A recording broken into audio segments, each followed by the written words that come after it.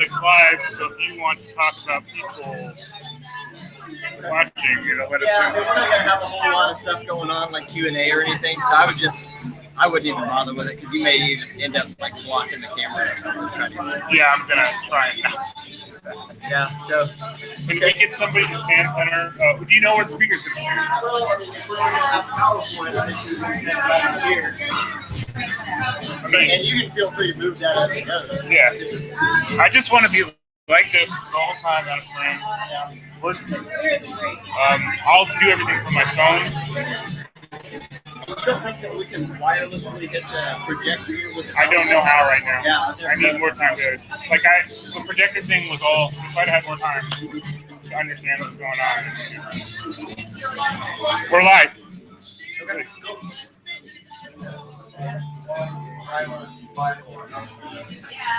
Yeah, looks good. All right, we'll get started here in a minute.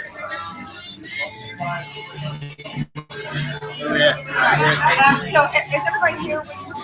I think so, yes. Okay.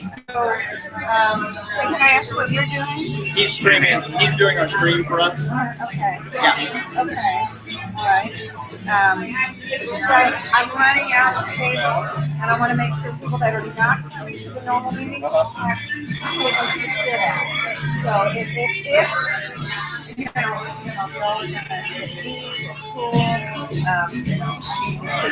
with everybody else. Okay, so we're not going to have this space for our meeting? I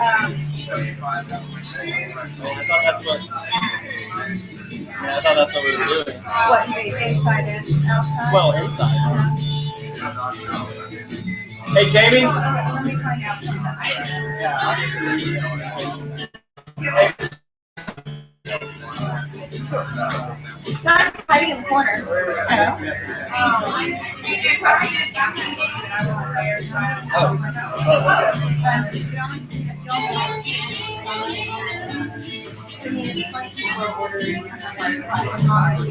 yeah, he said somebody's going to be able to see this right outside. But I was going to talk to you about at some point if we did want to break the meeting up into two portions, possibly doing a first portion here and then a second portion. Well, and we're open to that, but I don't know how that's going to work with this. Yeah. So as far as I'm concerned, we can stay in here. Yeah, exactly. But we don't have to use the whole amount of time. Okay.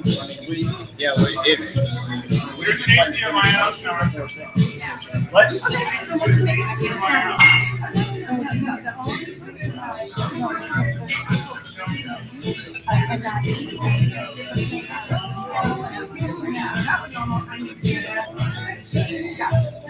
I would be hoping that maybe y'all aren't meeting or something, y'all could consolidate to one table or something. I mean, we could, but just I'm just trying to think There's gonna be a lot more who's going to sit there and eat and enjoy their lunch when we've got a speaker right here and like 80 people gathered around trying. That's kind of weird. This just kind of came up yesterday that we definitely needed to be in here, and I think everybody thought that it was easier up there. But John definitely said we need to be in here. So I mean, we can definitely some people sit outside. I checked the HDMI, it goes all the way back. So next time we just bring our own table, drop it down, run it to the ground, or run it across, drop it down, and plug it in. So if we want to use this place again, we can do whatever we want. Well, I was gonna walk the sun down. You know what? I wouldn't even worry about it. It's 4:20. We need to get started. It's okay. We just need to do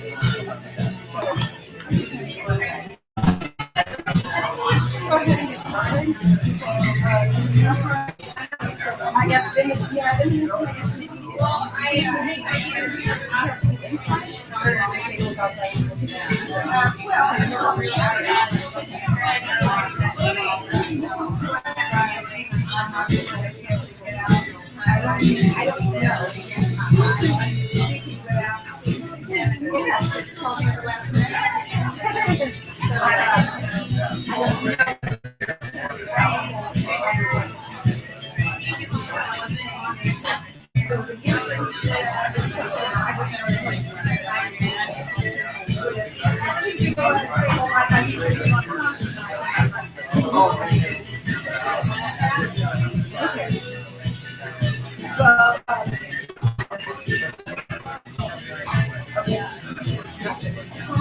We don't.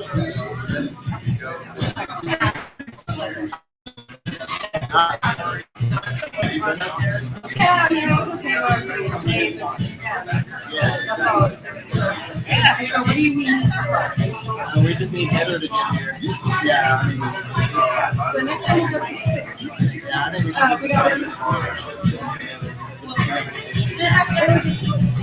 I need to get this snack normal.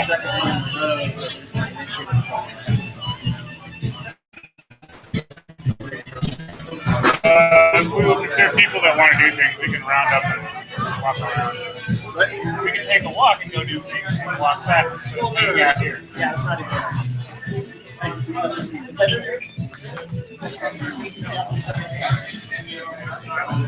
Yeah, it's supposed to be. I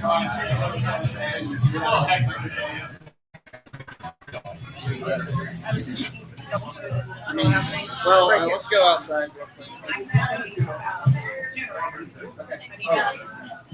Hey, buddy. How's it going? It's going great, man. You look like it. Yeah. How about you? You about to take your trip next week? He's taking his trip next week. No, tonight. Tonight, okay. Tonight, man. Yeah. What do you do to make this thing a broadcast? You gotta get a YouTube account. YouTube account. Oh, we're using the DFW NORML one. But yeah, you can do it with your own. You guys subscribe with it. No, I mean anybody can watch it anywhere. Is it special equipment? No, it's nice to have a camera, but we're just using a laptop. Like I had a GoPro, but I didn't have all the stuff to make it work. Basically, go to YouTube and say you want to broadcast and walk you through it. Yeah, it's just like doing a call with somebody, doing like a face-to-face Google Hangout or Skype call. It's like that, but they just broadcast to YouTube. Is it recorded or is it just live on? You can do live. Oh, you got a choice.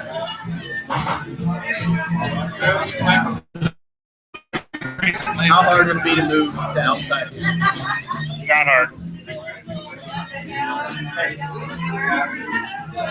Like a live recording. You can. What it does is it automatically saves to the internet.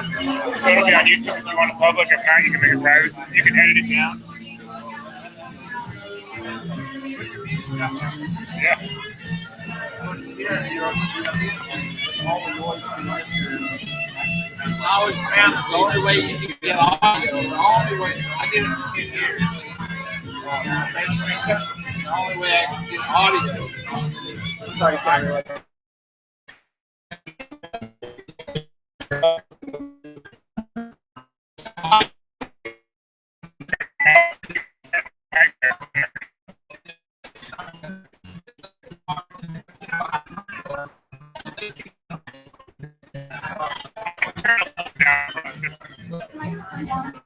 Levels are not a problem. I can handle that.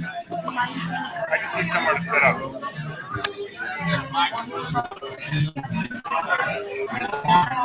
Well, what I usually do is put a desktop mic and I'll use both, and then I'll cut out the background.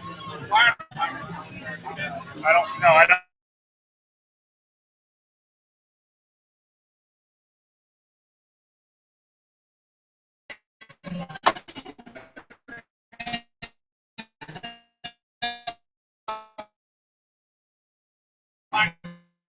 More reliable.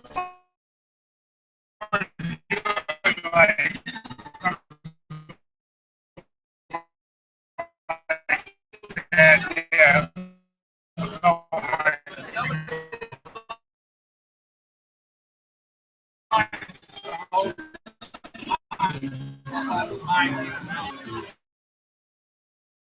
Stick your drink on? I can sit up right there and steal power or something.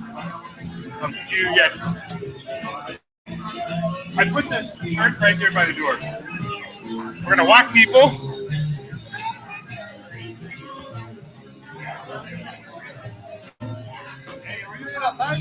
Yeah, I guess.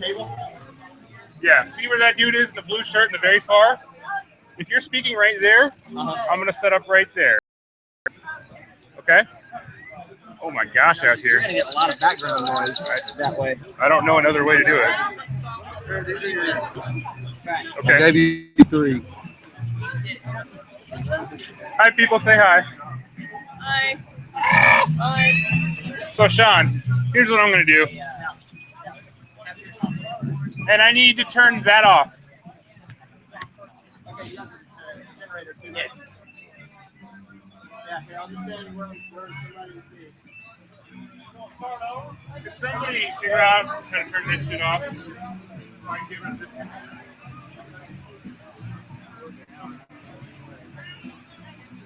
don't you just stand on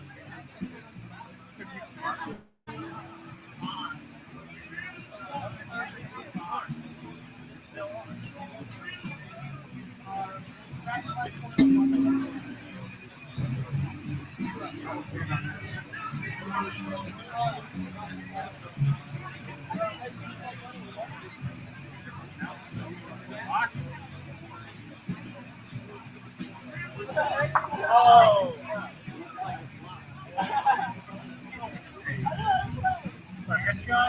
Yes.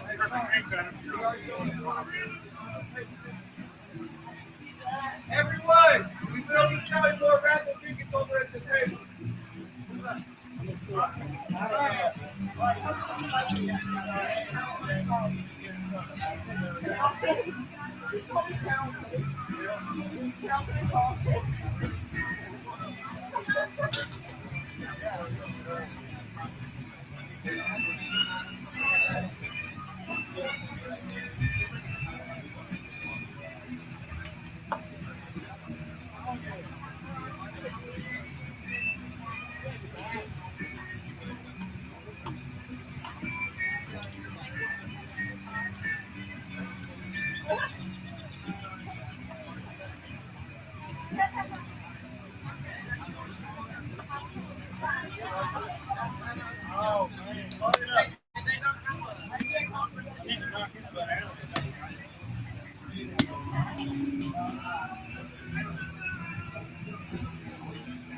Bring him up for me real quick.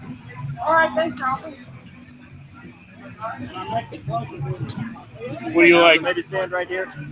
What do you like best? I can move wherever. Yeah, that's good. The projector inside works. We need a table for it.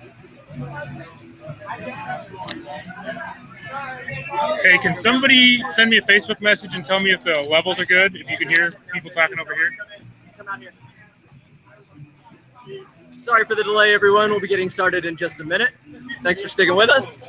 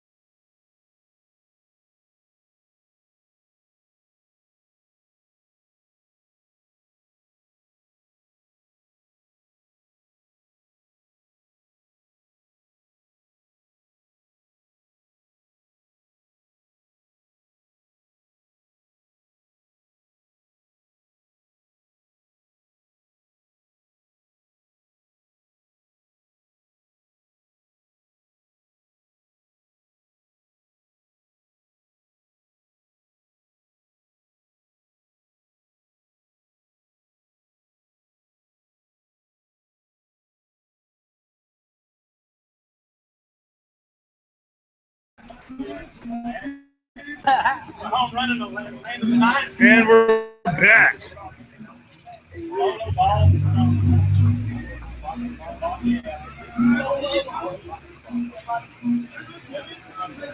So now we're just waiting on the microphones. I guess. Yeah.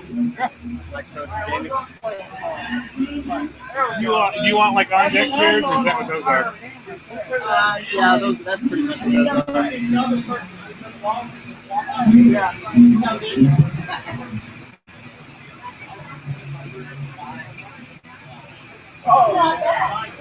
Not bad.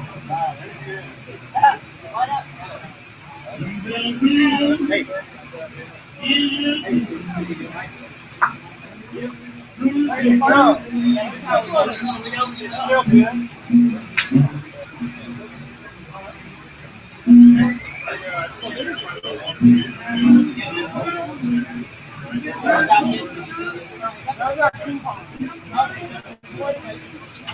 I'm gonna get pictures going. Well, yeah, I mean, we're already late. We should have already started. I wish we would have just been there to begin with. Oh yeah.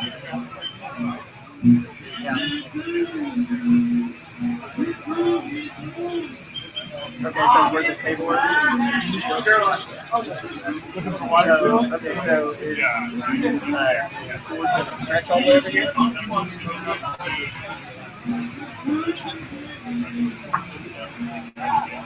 Oh man, it's up to you.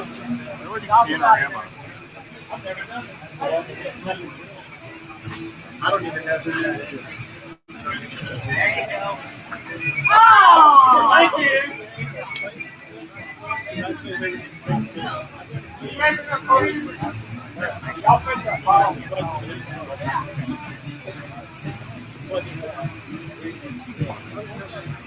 It is.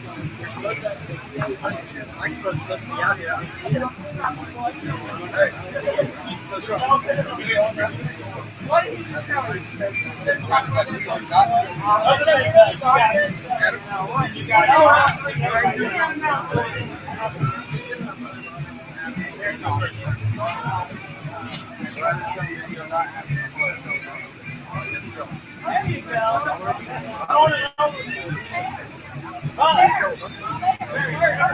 you better than the last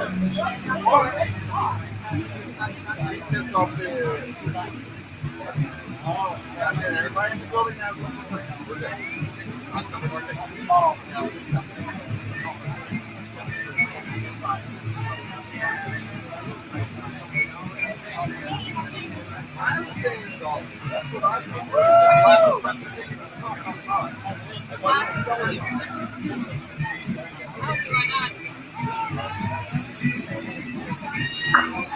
Thanks, Carlton.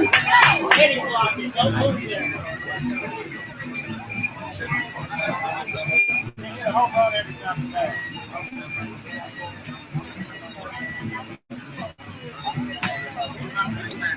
You got to hit that white ball a little further back. Oh, that's another one. And if I did not have it there for a second. Yeah, me too.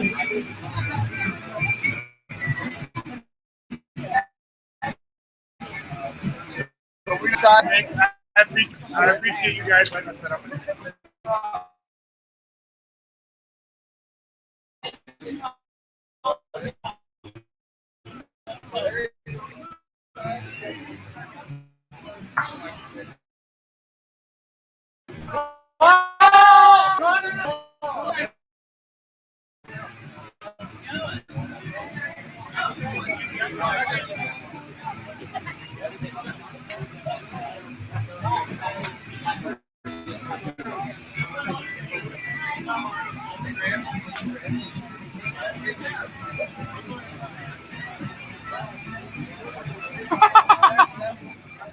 Marshall. I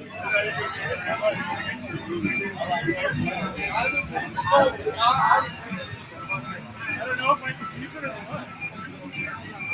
I'm trying to get back to this pool. It wasn't full. It's been a while. This was a cool one. Look at it. Oh, I guess, was yeah. Our camera, bro. Sorry, brother. That was actually happening.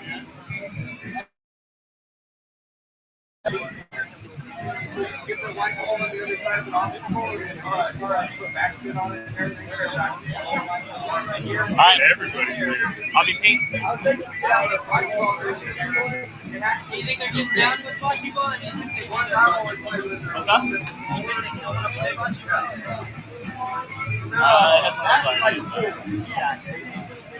A little bigger than that, and the marbles and stuff like that. That's terrible. We're just gonna cram them in the corner. Yeah. All right. Alright, so make it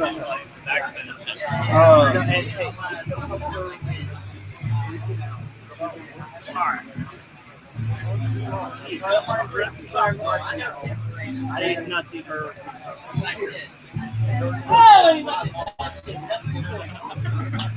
Keep your head over. Yeah. You slowly see me beat my head over. Hey, Chris, there's a guy I want you to meet.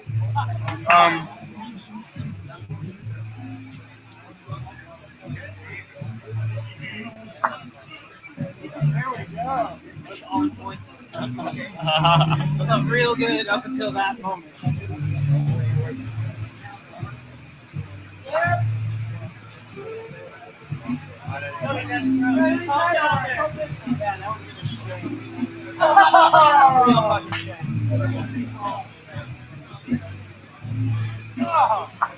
Tied up, baby. Tied up.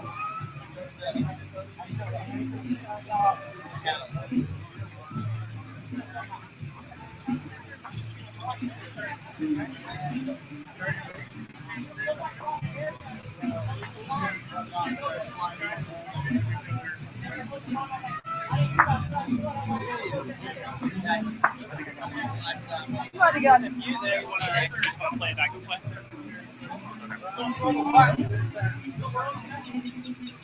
Now the second. Yes.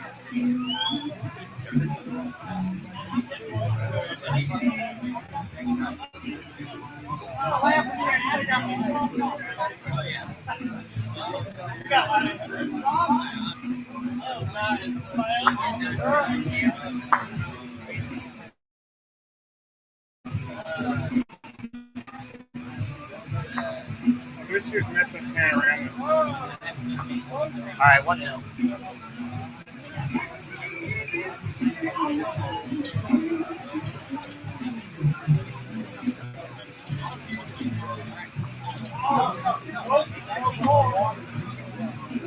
Just keep rolling. I think it'll work out. Are you going to set it up? You have a little tripod if you want to set it up. No, you're good. I got it. No, I'm not saying like this. I was trying to figure it out. Or trying to figure it out. Yeah, he's right though. He is a whole You're not that old, white boy. That's right. I'm not talking. But did you see? Nintendo Wii didn't I mean, I'll give it like a while. Fuck, I thought it was faster than Nintendo lied to me again. Oh, damn. They're gonna move a mic and TV out. Awesome. You guys can set up on my tower if you want.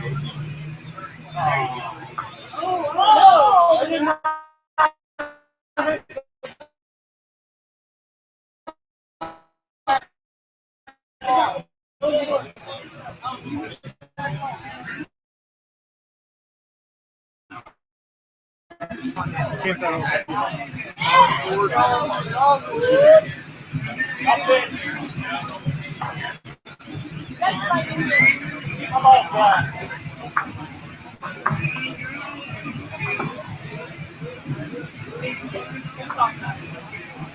Like we gotta keep color kind of I know. Good job.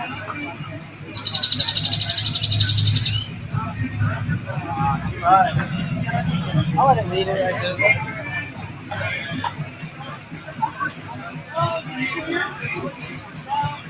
Damn it.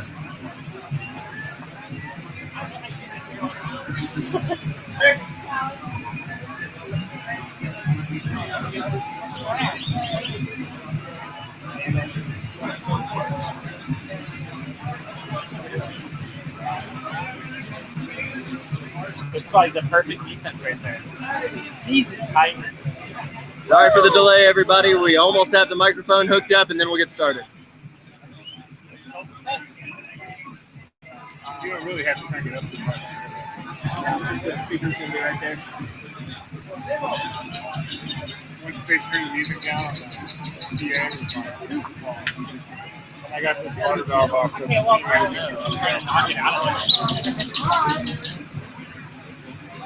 You should turn this so people can see what's going on. I have. Because right now it's so boring. The height right? You can make this. Yeah, there you go.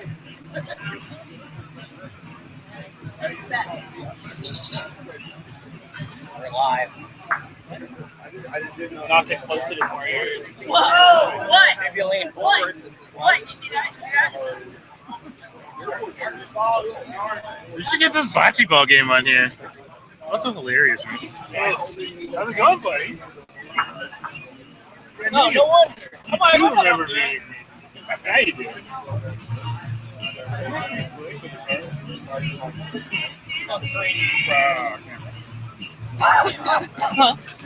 Hi, John. That's why I said keep turning that thing. He did it. We're going to do it. Hit that ball out of the way. Mark her out. You can win it. Go to 8. No, we got it.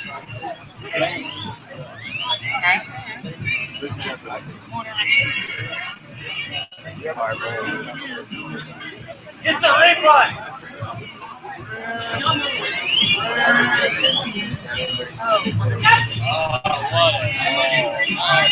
There's a lot you can probably smack it away too.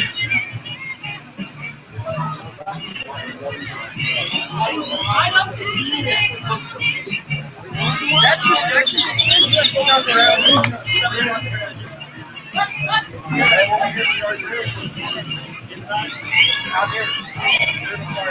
No, nothing, sir.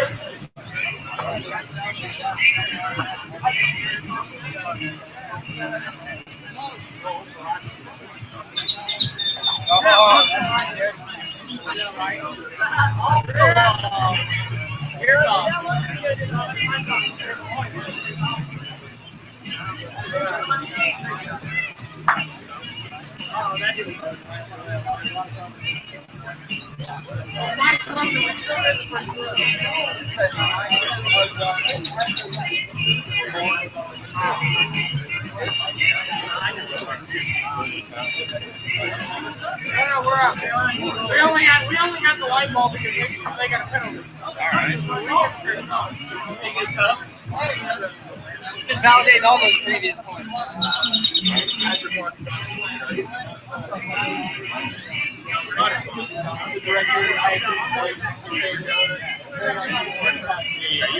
I think it is. Right? I was like, I'll walk a little further so my mic seems not to be 1,000 degrees. Yeah, no, you're fine. It's just not over here. Okay. Yeah. And then you guys are parked across the street over here, are you? Okay.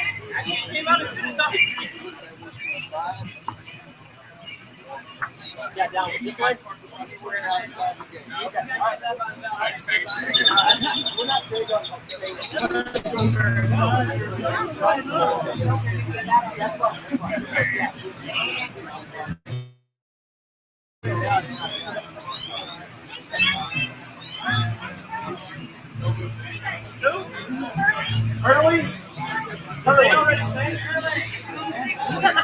Are those already paid for?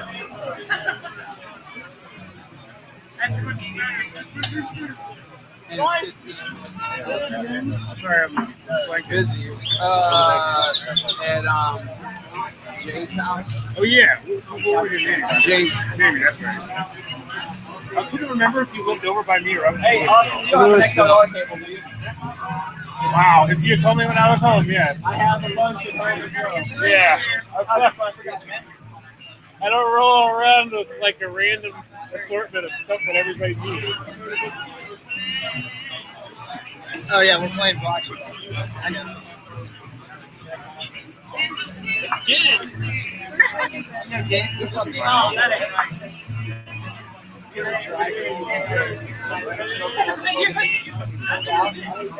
swear to God, that's Danny. Ready to start? And then we passed the beginning and like saw the car, so we had to like complete. These are around. Check out Robbie's bike right now. The camera's still working? Yeah. Sweet. No, I meant us.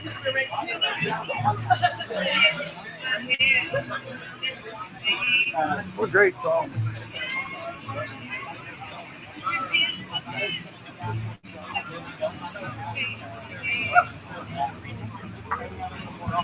I want to.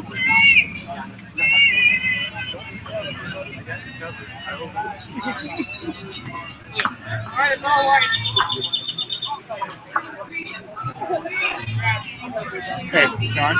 Yep. She said she pulled up the live feed. She's like, I recognize those pants. Wait, we're about to get started anyway. And nobody should be smoking out there anyway. They got security walking around. I know what you're saying, but people associated can still get them in trouble. I guess. If you can prove that that's something besides mist. Someone else is on probation if they're both on probation. It's the same thing. They get in trouble, especially if it's health. Yeah. I'm just trying to look out for people's safety. So, frame up again and let me make sure I got You're this. right about here. Okay.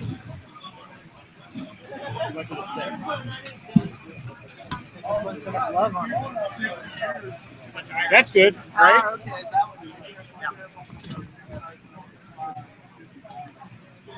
2/3.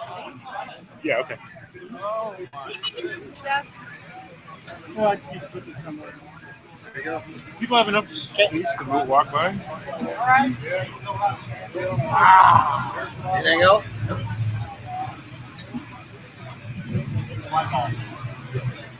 The white ball.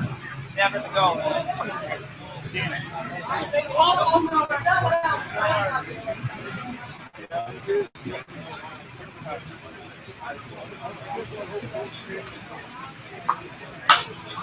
You see my toy, sir. Now I said hello back.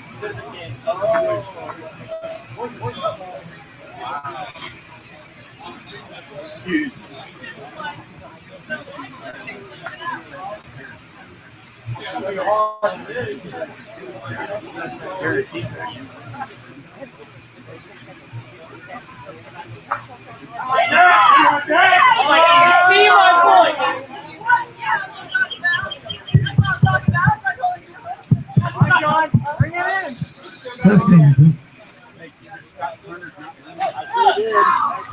I've already got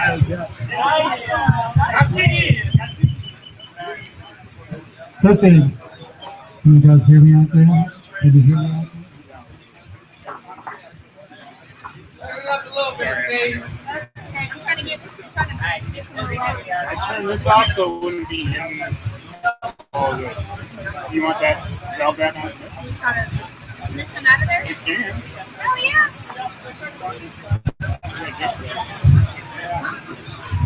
I'm trying to get it so it doesn't get in the video. We move this over. You put a hot filter on it or something, like a foot one, that's not going to miss that. I can't really hear you over there. Then don't worry about it.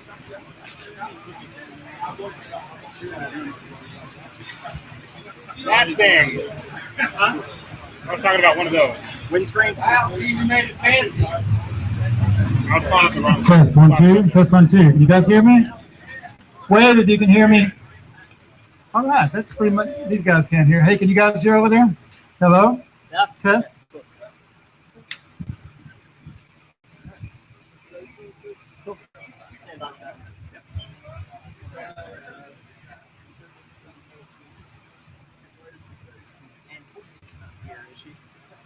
No. So nobody's here to talk about her today.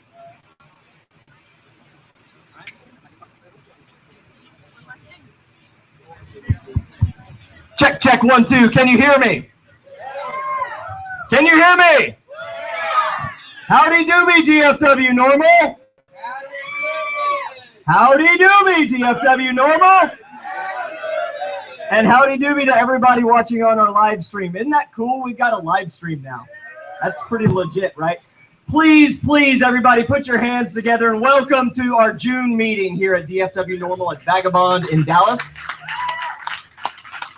First and foremost, I would like to obviously thank Vagabond Dallas, the staff, the owner, and of course, Jamie Knight from Black Box for booking us at this awesome venue.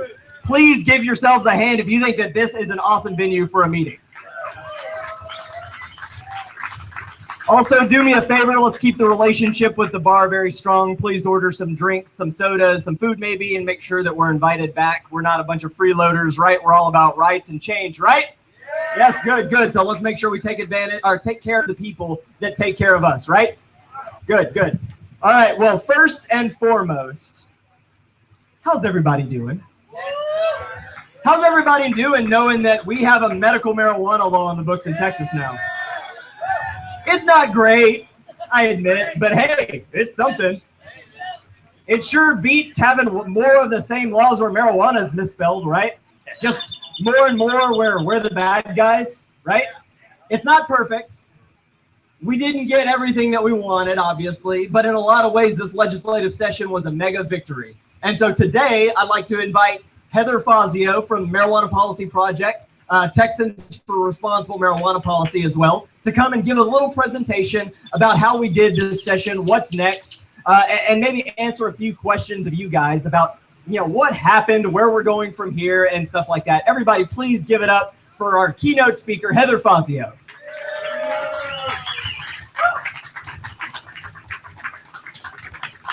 Thank you, Sean. Thank you all very much. Great to be back in DFW with DFW NORML. I spent a lot of time behind the computer at the Capitol, so it's great to be with our people, hanging out and really enjoying company with those who are fighting so hard to reform marijuana laws in Texas. Whether you're interested for social justice reasons and reforming the criminal justice side of things with decriminalization, or you're a patient or you have a loved one who needs access to this natural, non-toxic medicine that is helping thousands, if not millions of people throughout the country right now. And Texans deserve access as well. So this legislative session was a roller coaster, and it was an exciting one. There were some letdowns, of course. That's what happens with the legislature. And, Sean mentioned the medical marijuana bill, which I'll talk about a little bit in a minute, but, big surprise, legislators got it wrong. Big surprise, right? So it's important that we continue to do the great work that has been done throughout this session. And really over the last decades, people have been working to repeal marijuana prohibition. So the legislative session this year lasted from, every other year, our legislature convenes for 140 days. So that's mid-January through May. And we have an opportunity to pass laws that amend the code, amend statutes on the books. Right now, if you are caught with a small amount of marijuana, you face 6 months in jail, $2,000 worth of fines. And what is worse is the record that comes along with a criminal drug arrest that follows you for life and hinders your access to education, employment, housing, and then plus the stigma that goes along with having that on your record. And we see most of the people that are arrested and charged with this are young people under the age of 30. 75% make up 75% of those arrested.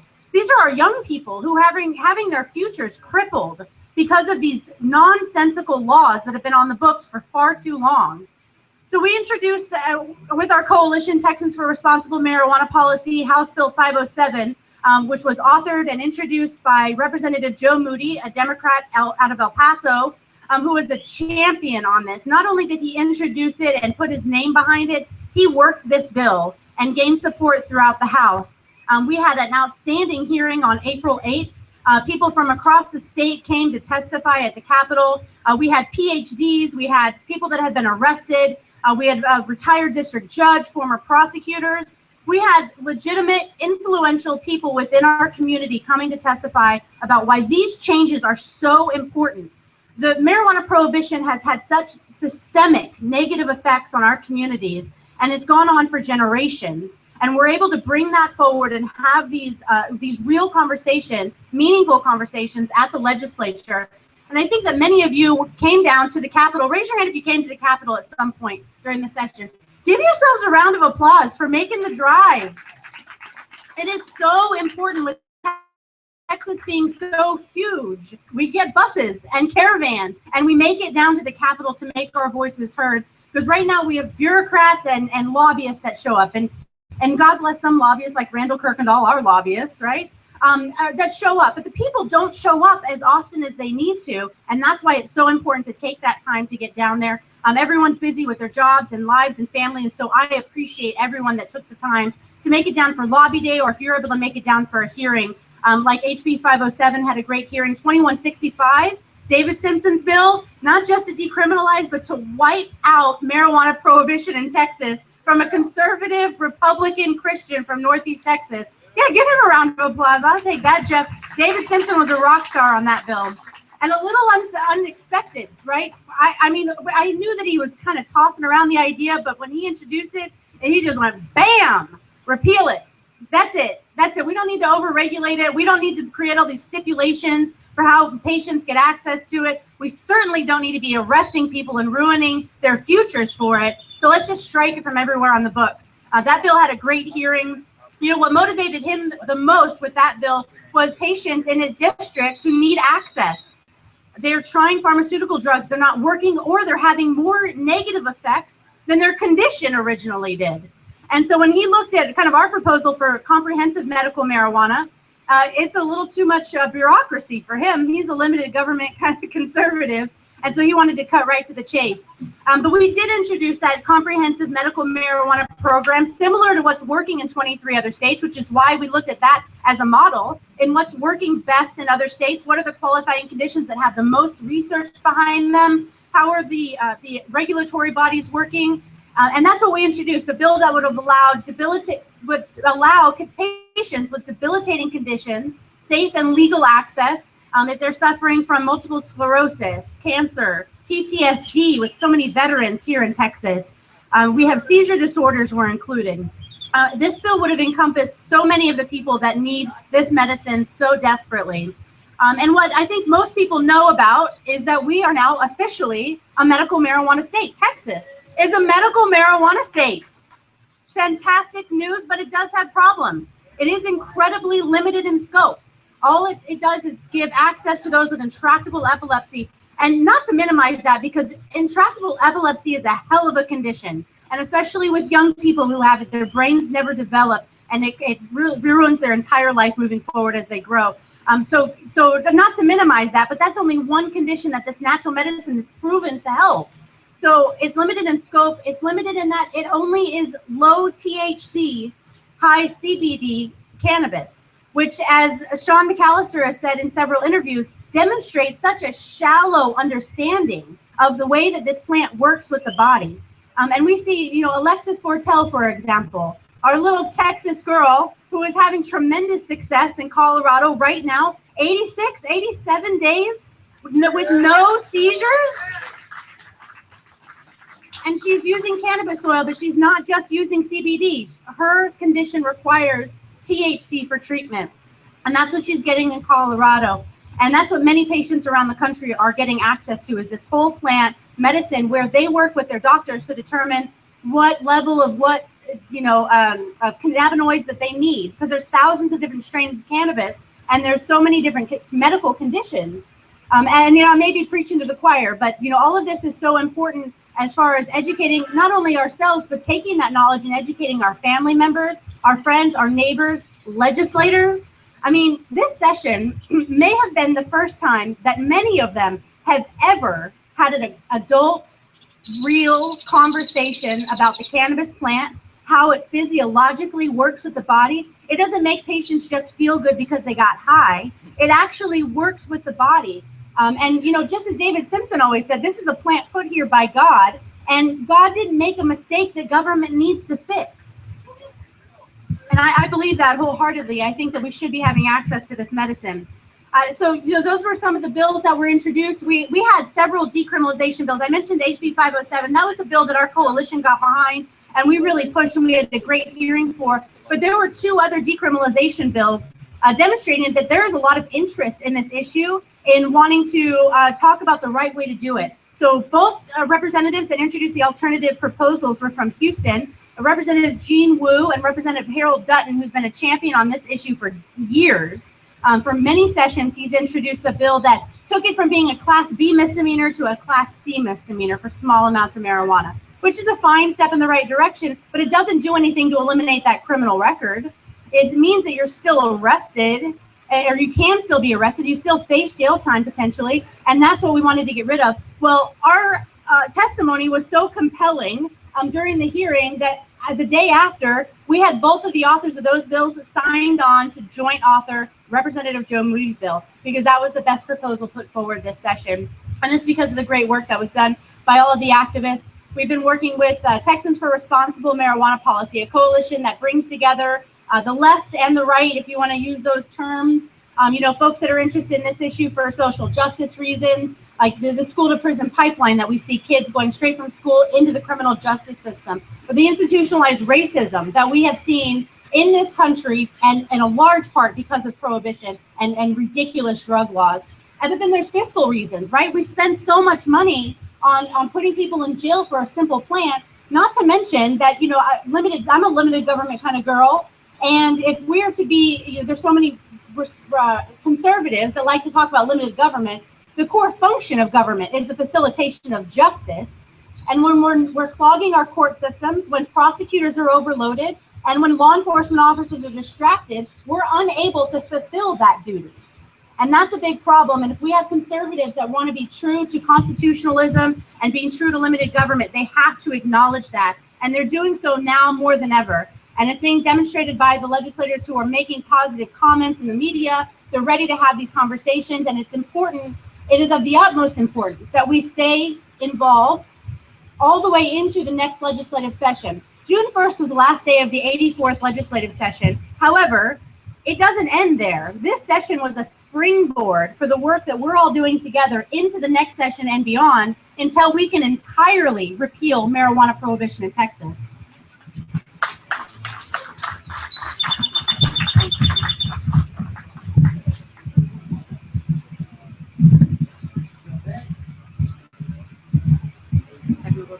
Please hold. Stand by.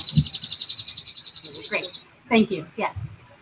So as we move forward, we work on a 2-year cycle, political cycle in Texas. We have our legislative session for 140 days every odd number year. We just finished that. Then we have a year and a half until it begins again. Now, but that doesn't mean we kick our feet up, right? It means that we continue having conversations and educating people around us, educating ourselves, because it is powerful to have someone, an average citizen, a mom, a business owner, go in to a legislative office and know their stuff, know the numbers, know that 70,000 Texans are being arrested for small amounts of marijuana every year. That's 70,000 people needlessly put into the criminal justice system and sucking out resources that otherwise should be put into seeing justice to victims of real crime, of violent crime. So we have a year and a half until the session begins. In that time, we have an election cycle. In Texas, the primary elections are the most important thing that we have to focus on. There are only about 10 districts throughout the state that are actually competitive during the general election. That means that during the primary, which is in March, is like right around the corner, less than a year away, we have town hall meetings to go to. We have campaign events. We have candidates who are going to be begging for your vote, and they need to hear from you about the issues that are important, right? They can't represent you if they don't know you. So we have to make our voices heard. We have to build relationships with not only lawmakers and candidates, but continue to build relationships with our neighbors. I'm really looking forward to helping get people like Barbara Humphreys, who's been a rock star this session, getting down to the Capitol, speaking at press conferences, on the steps during rallies, coming down and testifying, giving heartfelt testimony from a patient who knows that this medicine can work, and getting people like her down to town hall meetings to ask the questions of these legislators that want to serve again in that district. And not only for them to be put on the spot, which is important, right? We don't want to ambush them. We don't want to rail on them too much, because we do want to build a relationship with them. But we want them to answer for what they voted on or what they didn't vote on. And that's important. But what I look forward to is that legislator seeing everyone else in the room, all eyes on Barbara. All eyes on that advocate at that moment, because they're interested. They're not throwing rotten tomatoes, and that legislator is going to see that. Their district isn't vehemently opposed to repealing marijuana prohibition or giving patients access to medical marijuana. They are interested. They are learning more and more. And with, right now we see the repeal of prohibition sweeping our nation. And that is in large part because of the access to information on the internet. People can go and learn for themselves. We don't have to take what is told to us through the mainstream media anymore. We don't have to just defer to law enforcement, who we know has an incentive, a financial incentive, to continue arresting people unjustly. We don't have to take their word for it anymore. We can educate ourselves. The facts are out there. Opportunities for us to educate our neighbors and lawmakers are out there. And now is the time to take the momentum that we have from the great work that was done this session, move forward through the election cycle and into 2017, so we can be stronger than ever. We can reform the CBD, the low THC, high CBD medical program, to expand it to more patients and allow different kinds of cannabis with doctors' recommendations. And we can pass a law that keeps people from being arrested for the simple possession of a plant that we know to be objectively safer than alcohol, tobacco, and quite frankly, many of the prescription drugs that patients are being prescribed today.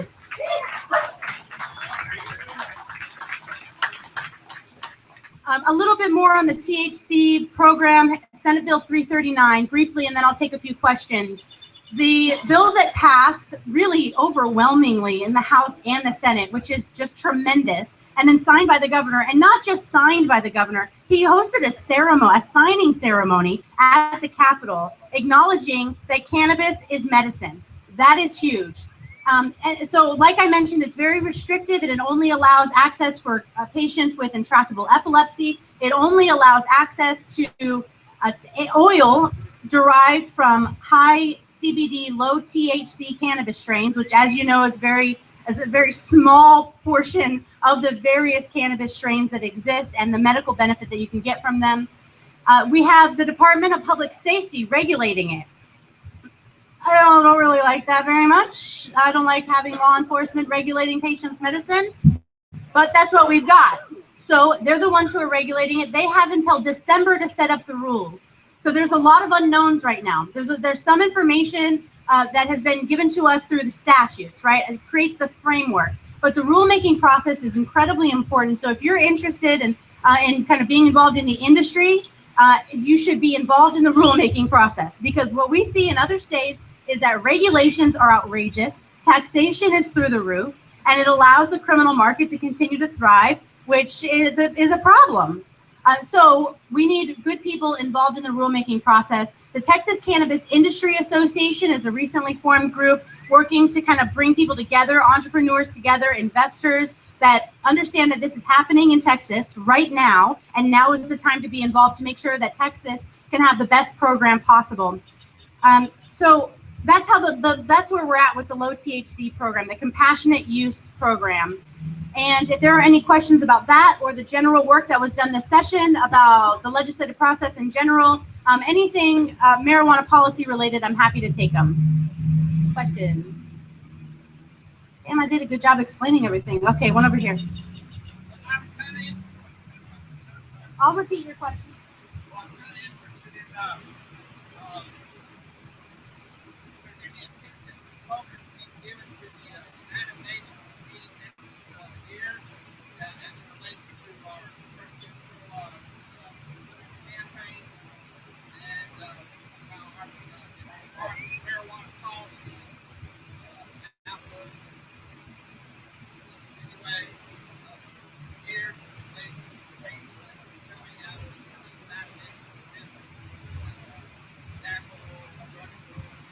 Yeah.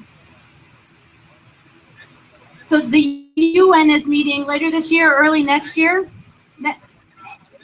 No, I haven't been. I focus so much on Texas that, quite frankly, I keep up with a little bit of what's going on federally because that is important, but internationally, I personally, I can't answer that.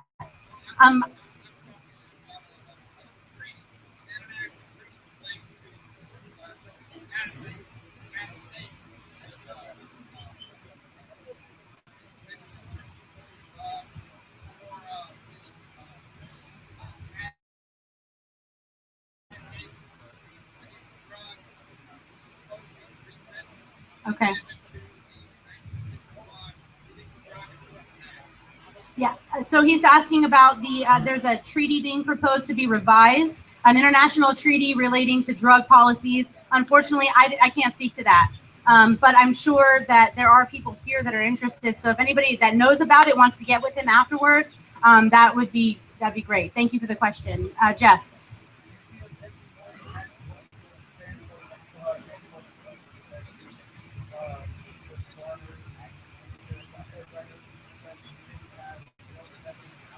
Yeah.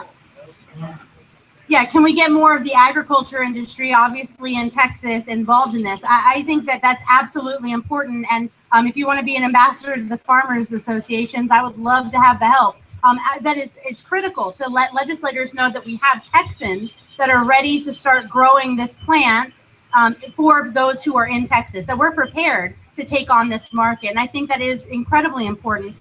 The ag industry in Texas is very influential, and if we can start getting some of these farmers and those that are involved interested in this issue, not just the cultivation of marijuana, but the cultivation of hemp, which is incredibly valuable, we're going to be able to see, persuading those legislators who are out in the country, who they represent. So absolutely, it's important to get all hands on deck, right? Yes, sir.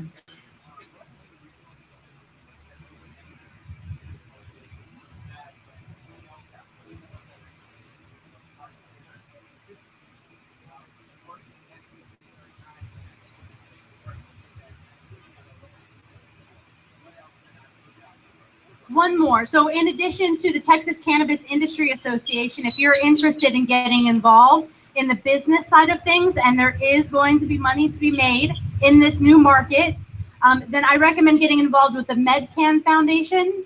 They host seminars, and I've been to 2 of them.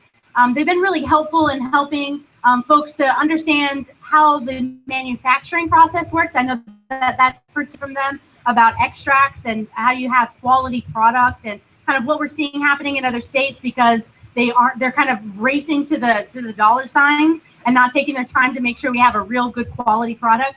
And so things like that is what I've learned there. They talk about the zoning laws that usually, and with our bills, when we get our stuff passed, local governments will be in charge of zoning and deciding where these businesses can be in the city. And so being involved in that process with the city as well. So the MedCan Foundation is who I'd recommend, as well as the Texas Cannabis Industry Association. Their website is texascannabisindustry.org. 1 or 2 more questions? Yes, sir.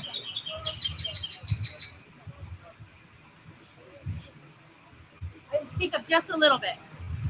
Have I thought about what?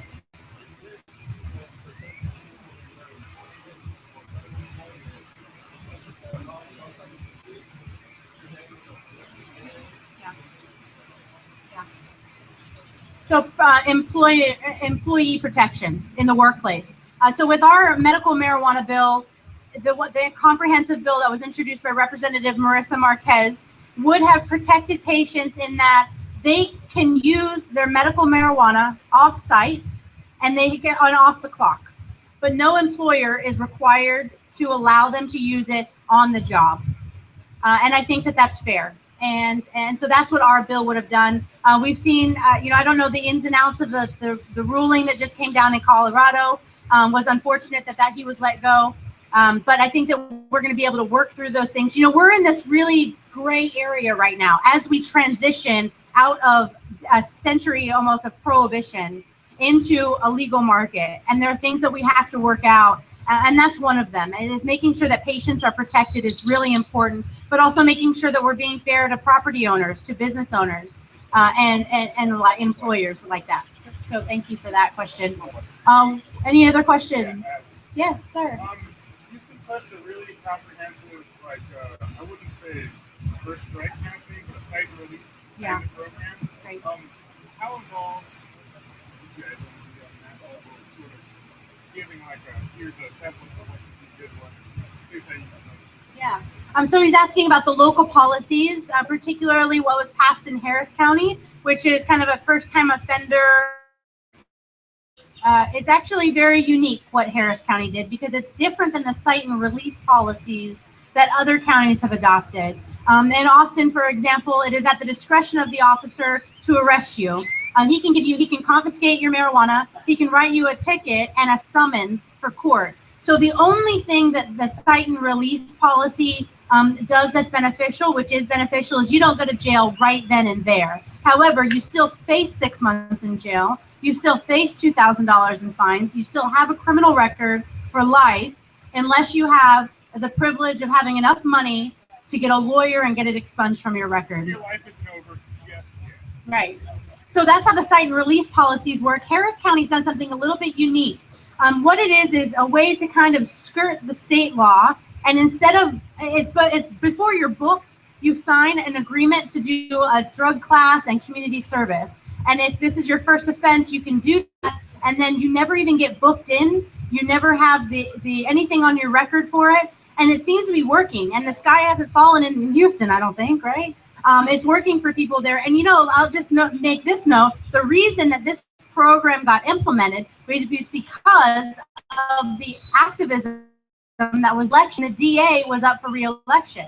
Kim Ogg, who was one of the folks that came to Austin to testify on behalf of HB 507, was a candidate against Devin Anderson, and she pressed the issue. She made this a campaign issue, made Devin Anderson answer for it, and create her own program and follow through with implementing it. There's a lot of power in elections. There's a lot of power when politicians want their seats again. One more, yes, and speak up, please, sir.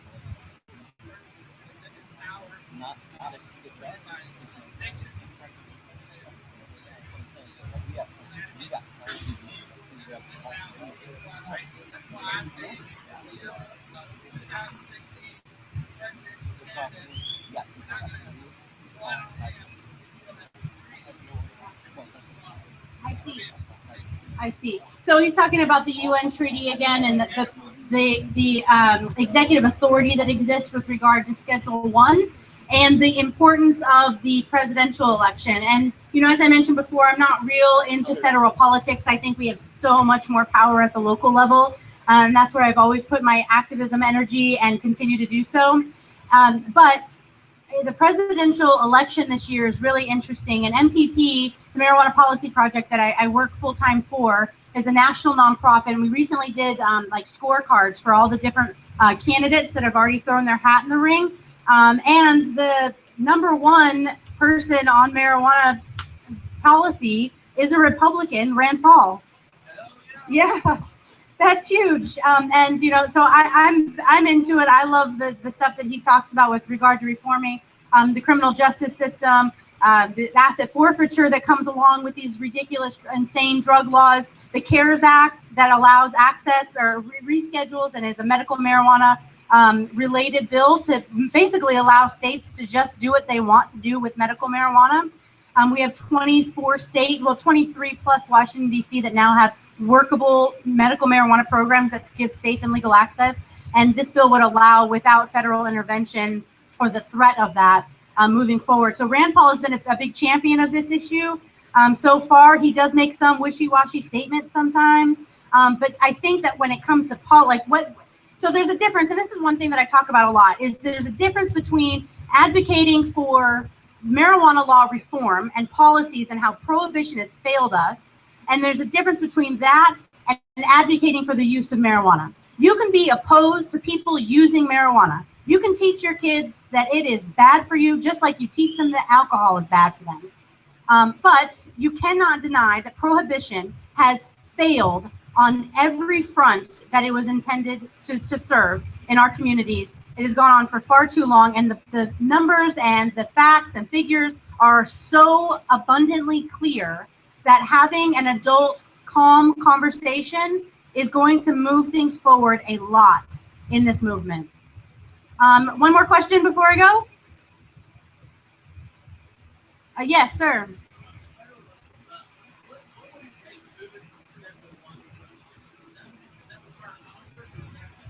It's a bureaucratic mess with the DEA. I don't think that it does. I think that the DEA can do it. They won't, right? There's too much money in this for them, like we see. But he does whatever he wants to anyway, right? Whatever, the stroke of a pen. But so anyway, so there's a lot of work to do there. But we've seen, the Congressional Research Service saying that because state laws are not overstepping their bounds, because they're working within these benchmarks that they've created, they're not going after medical marijuana states anymore. And we want to see that continue. And we've seen some great amendments added onto the budget at the federal level with regards to scaling back DEA enforcement of federal laws, which is tremendous. But the reason why those things are happening is because of the grassroots movement in all of the states throughout the country. And continuing that in Texas is going to be really tremendous for this movement. So I appreciate everyone's time. I thank you for having me. I have a sign-up sheet. I'd love to get y'all signed up on my email list if you're not already, and business cards. I want to stay in touch. In between now and the next legislative session, what we need to be doing is working on developing our testimonials, building relationships with our neighbors and lawmakers, and continuing to educate ourselves so that we can spread the message effectively to repeal marijuana prohibition in Texas. Thank you very much.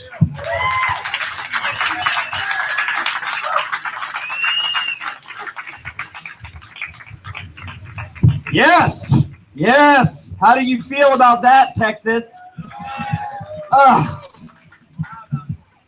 Don't you wish you could speak that well about marijuana policy? Like when you're at the dinner table with that family member who doesn't agree? You keep listening to people like her, you're going to get better at it. As she was saying, harping on educating yourself, becoming the bit of marijuana policy you can be is actually your job. It's not enough for you to be a member of NORML or MPP or any of that if you think that your work is done because you gave some money and now you have a little piece of plastic that says you are a supporter. Every single one of us owes it to ourselves to always be as up on the news, as up on the science, as up on the activism side of this stuff as we possibly can be given the constraints of a busy life. I personally try to make time every single day to learn a little bit of something about what's going on with marijuana, even if it's just to read 5 minutes online from my favorite author, Russ Belville. How many people know who Russ Belville is? He writes for Huffington Post. You may have heard of that. High Times, he used to write for them. He's a really smart guy, and guess what he does? Every single day he writes stuff about marijuana policy, federal marijuana policy, state marijuana policy. He's an talks about Texas all the time. You know why? Because Texas is a battleground state for marijuana. Not just medical marijuana, but all marijuana. That's your grown-up, responsible adult use like me over here. And that's you guys if you're a religious user of marijuana who feels closer to your creator when you're stoned. That's you if you're a medical marijuana patient. Heck, that's you if you are not even a marijuana consumer and you just think that drugs should not be the reason you go and be put in a cage. I mean, quite frankly, I'm a parent. How many parents do we have in here? How many people like to lie to their kids? I see no hands up. So, okay, Santa Claus. Okay, Santa Claus I'll give you. But how many people like to lie to their kids about a medicine that could save their lives one day? Or grandma's life? Or your life? What if you were just honest with the people in your lives, the ones that you care about how you feel about marijuana. Don't even say that you're a marijuana consumer, because that doesn't even matter. Don't go and incriminate yourself somewhere like at work or at school. It's not against the law, at least not yet, to have an opinion about marijuana, is it? Good, then it's your job to make sure that that sounds like an educated opinion, that it's coming from a place of respect from the opposite side of that opinion. Because you're oftentimes going to run into people who just flat out think that drugs are bad, okay? Okay. And you know what? You can do one of two things in that. You can get pissed off and get your feelings hurt and get all angry and potentially never talk to that person again, like I've done to a bunch of people, and I regret it. Or you can do this other thing, which is to calm down, collect yourself, and know that while I may not convince you today about marijuana, if you're going to be in my life for any period of time, you're going to hear me talking about marijuana, whether you like it or not. And so get ready for it, because if I know that you're going to be at my Thanksgiving dinner and you're against marijuana policy reform, guess what I'm going to do? I'm going to do my homework. I'm going to get ready to talk to you about your issues with marijuana. And that's what I challenge every one of you to do. If there's somebody in your life that maybe thinks that you're wasting your time, or your time could be better served volunteering for a different group, like my dad, for example. My dad knows that I have been doing this almost nonstop since 2011. My dad believes that marijuana should be illegal, believes yada, yada, yada. Also believes I'm wasting my time doing what I'm doing, that I could be doing anything else with my life. And you probably have somebody in your life that's talking that to you. And I just want you to know that it is your damn life. I quit working a job where I was making a ton of money so I could do this more often and work for myself. So I didn't have to answer to somebody. Yes, granted, that means the quality of my life has been impacted significantly, as my accountant/girlfriend would tell you. But the point is, I'm doing what I love. I'm doing what I could not be paid to do somewhere else. Well, maybe if I was working for MPP like Heather. But my point is, this is such a wonderful thing that I feel like we're doing. It doesn't even matter. It doesn't matter that the person who raised me to be this open-minded, tolerant, friendly, hippy-dippy, yada, yada, yada, yada, is now a Fox News fanatic who thinks that I'm wasting my time with marijuana. It doesn't matter to me. And it shouldn't matter to you if there's somebody in your life who disagrees with what it is that you're doing. Because guess what? Like I said, it's your damn life.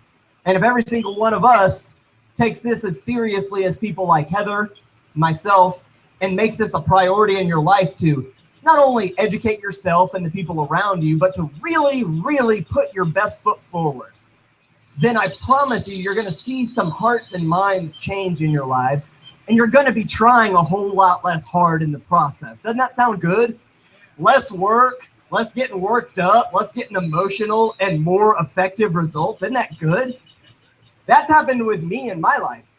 I mean, for example, I have probably told this story. If you've attended any DFW NORML meeting in the last year, you've heard me tell this story, but I'll tell it again because I think it's compelling.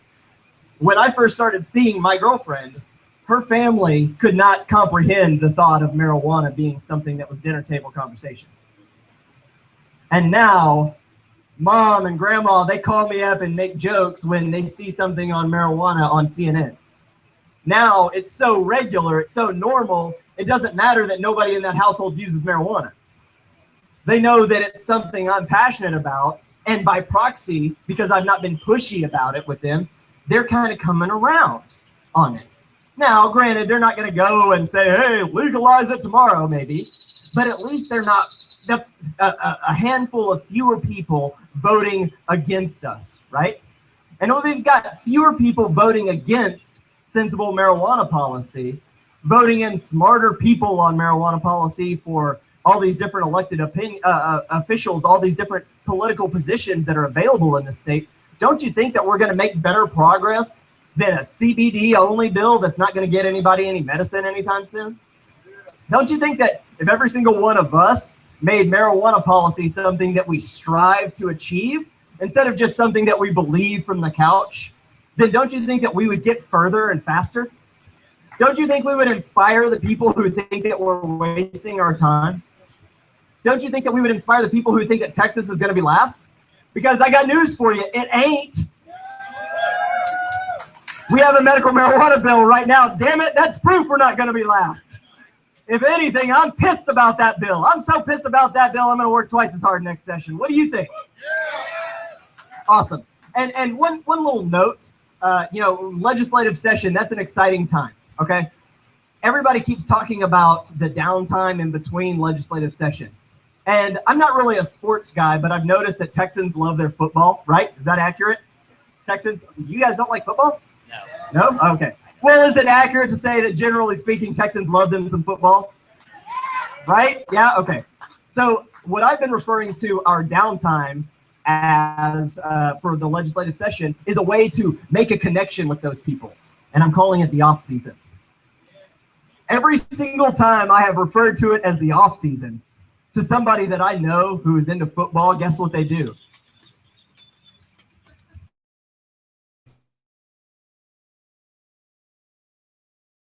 And so by saying, like, changing my language about how I approach this topic, with some people, I'm already getting better results than the last 2-3 years talking to these people, trying to make the point that some of the best damn NFL players are marijuana consumers in the off season.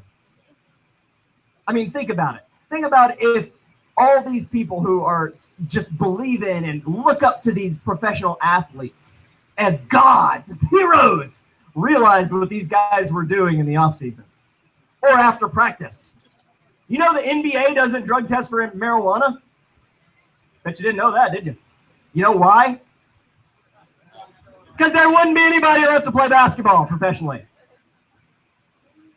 The point is, there's so many people of all different levels, from the homeless guy on the street to the professional football player at the peak of his career, that are having experiences right now with marijuana. And if we can level the playing field and get everybody talking about the same thing in the same way, in this less emotional, damn it, we need this, damn it, we deserve it, damn it, why aren't you giving it to us way, and instead make this about, damn it, you are infringing upon my rights and the rights of everyone that I know by maintaining a system of prohibition. Because every single one of you knows somebody who has been impacted by a terrible illness such as cancer. And every single one of you knows that that person may not have been saved by marijuana alone, but guess what? Their quality of life very likely could have improved, maybe in their final days. Hell, maybe they would have miraculously gotten better because guess what? This is a really good medicine. Can you imagine if they found marijuana in the rainforest today and we had never seen it or heard of it, and they found this plant, we're like, holy shit, look at all the things that you can do with this plant. It would be a miracle. It would be a miracle plant. All of a sudden, they would stop chopping down rainforests because, wow, we need this. This is helping cancer patients. But it's because of the way that prohibition has formed our society that we're still afraid of it in some way. That we're still, oh, but it's still illegal. How many people right now are marijuana consumers? The camera's not pointing at you, so don't worry. Okay, how many people would be marijuana consumers if it were legal tomorrow? Okay, how many people that aren't marijuana consumers would be tomorrow if it were legal? Okay, a small percentage, and I'm willing to bet that it's because you have some kind of legal trouble that you're dealing with. You're on paper, as we like to joke. Well, imagine if all those people who were on paper for marijuana, who maybe had a drug problem, were able to help get over their drug problem because they were using a substance that was safer than most of the drugs out there. What if they were actually able to have honest to goodness conversations with medical professionals in this state about what marijuana was, what it wasn't, what it could do for them, and maybe what they should do with regard to marijuana as a medicine while it remains illegal? Don't you think that that would be a better system than maybe you should go to Colorado? Yeah, thanks for the smart ass answer. Maybe I can't afford to go to Colorado. Maybe I have a life here that involves a career, and it's not so easy for me to just pick up and move to Colorado. So it's incumbent upon us to change the conversation from they're not giving this to us demanding our rights back. Because that's what it is. Using cannabis is a right because damn it, that thing could be growing in this planter right here, and the government wouldn't even know about it. They wouldn't even know about it. And so, my friends, if we can decide that we're done asking for permission, that we're going to start demanding our rights back, it's going to change the conversation, not only with the people who are our elected officials, but also the people in our immediate areas, our sphere of influence. Because it's going to be less of that, Peter Tosh, legalize it and I'll advertise it. And instead, I'm going to advertise it despite it being illegal. And I'm going to talk your ear off about it until you agree with me. Are you with me, Texas? Yeah. Excellent. Well, up next, I would like to introduce one of my newly favorite up-and-coming speakers. This is somebody who got involved with DFW NORML from a political event. I met this person at a lobby day in the Capitol, where we rented a bus to shuttle 50 Texans from Dallas-Fort Worth to Austin to go talk to their representatives. This person has since then started our Denton NORML chapter with her boyfriend, Marshall Williams. Please give it up for our Denton NORML president, Caroline Turner.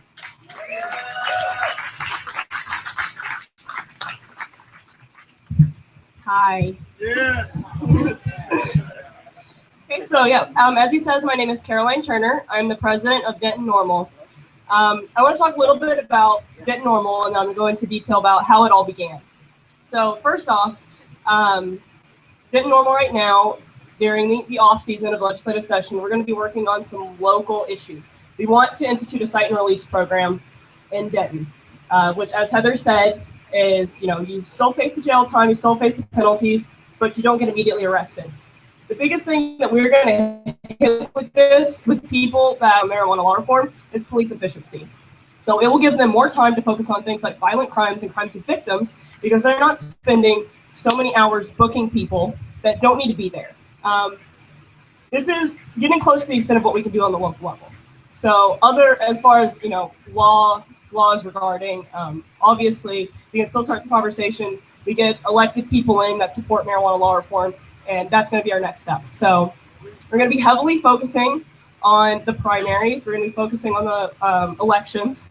And as some of you guys may know, Myra Crownover is the chair of the Public Health Committee. And so yeah, some of you do know her. So Myra Crownover is basically in charge of almost any medical marijuana related bill that goes to the House. And she's our representative in Denton. So we're going to really focus on making sure that either Myra Crownover is going to support medical marijuana bills, or Myra Crownover is not going to be in any way, shape, or form involved with the decision making.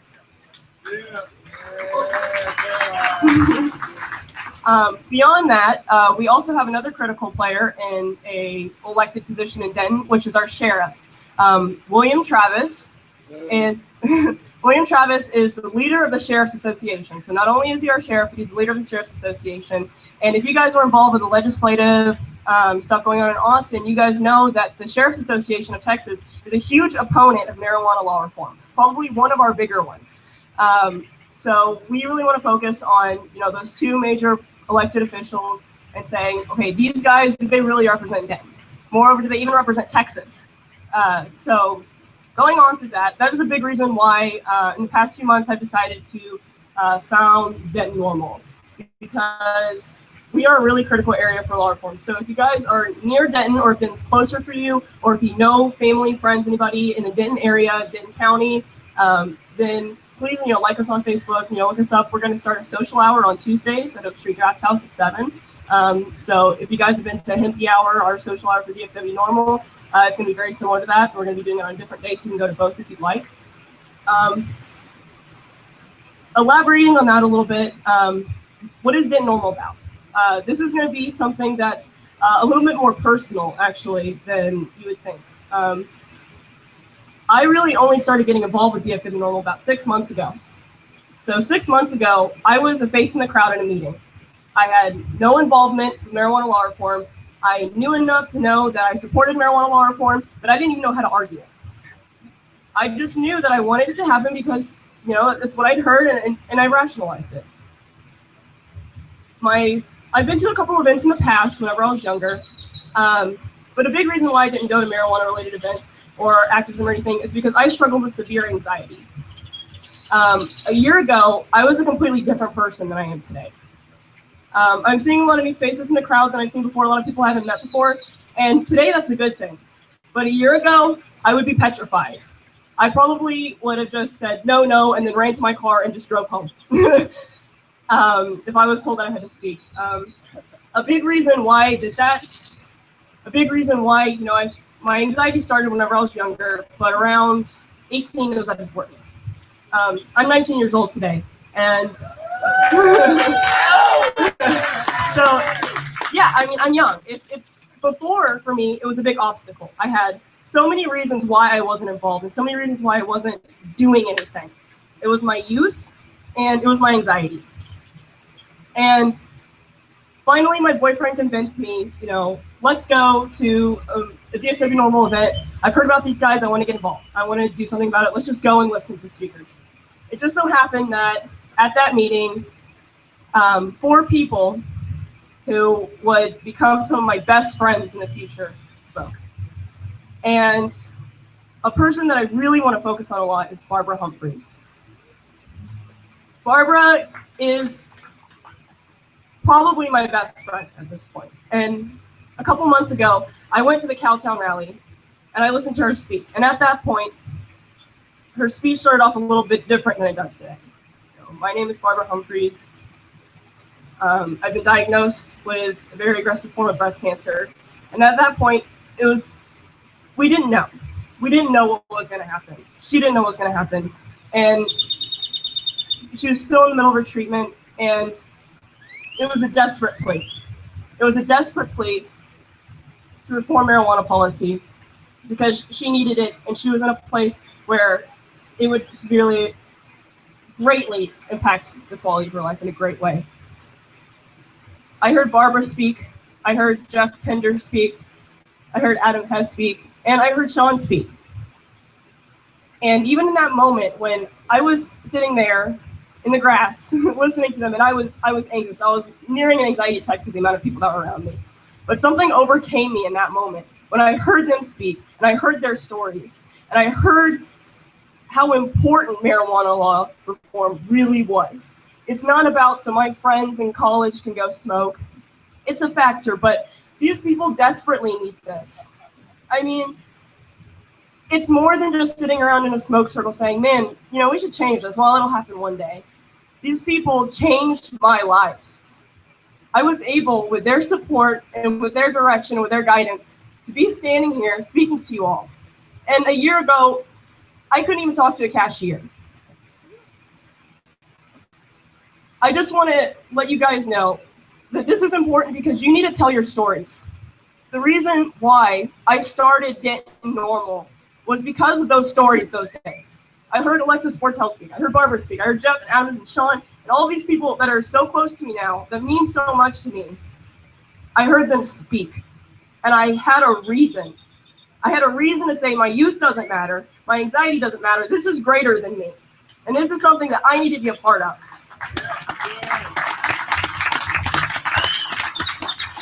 Tell your stories because you never know who you're going to impact. You never know what something that impacted you in a negative way can be made so positive. You never know even a small thing that happened to you or a big thing that happened to you or anything. If you share your stories, if you share why it's important to you, you could change the world. I am confident that one of the main reasons why I started Getting Normal was because I knew that we were in such a strategic area. And I am confident in knowing that my involvement in this could likely change the outcome of marijuana law in Texas. Because I heard those stories.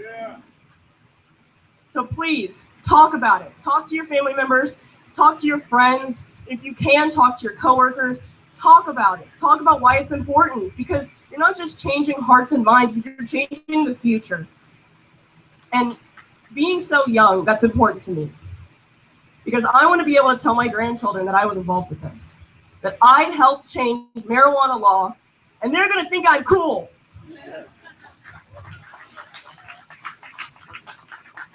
So please, if you've been impacted by prohibition, or even if you haven't, but you know someone that has, speak.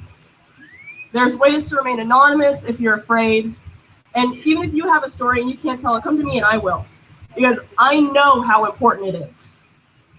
So if you can't start a normal chapter, which I understand, but if you're unable to do something like that, then pass on the information to someone who can. Build them up. If you can't do it yourself, then build someone else up, because I can only do this because my friends have built me up.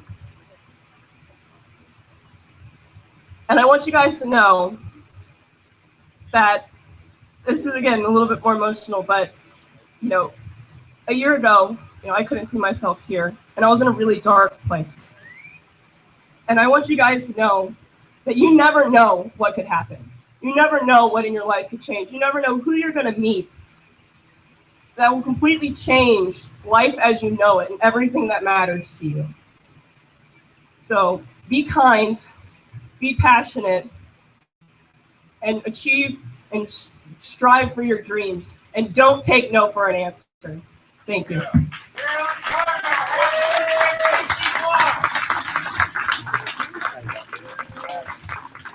Thank you.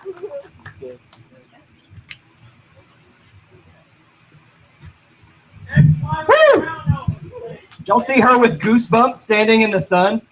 That's passion, my friends.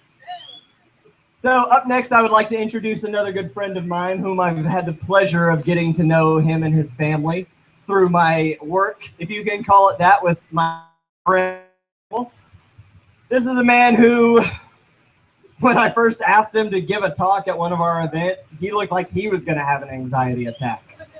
And then a couple of months ago, guess what he did? He gave a speech at our marijuana march in May at our biggest event we've ever had, in front of almost 5,000 people. And he did it so well that I invited him to come and deliver it one more time, a little less emotionally, because he was flipped out. Imagine standing in front of 4,000 people about to tell an emotional story that involves the passing of your mother to cancer.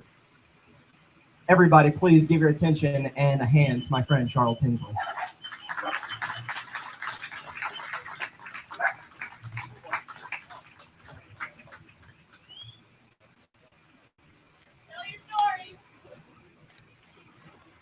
Don't worry, I'm going to tell my story without crying this time, as much, at least.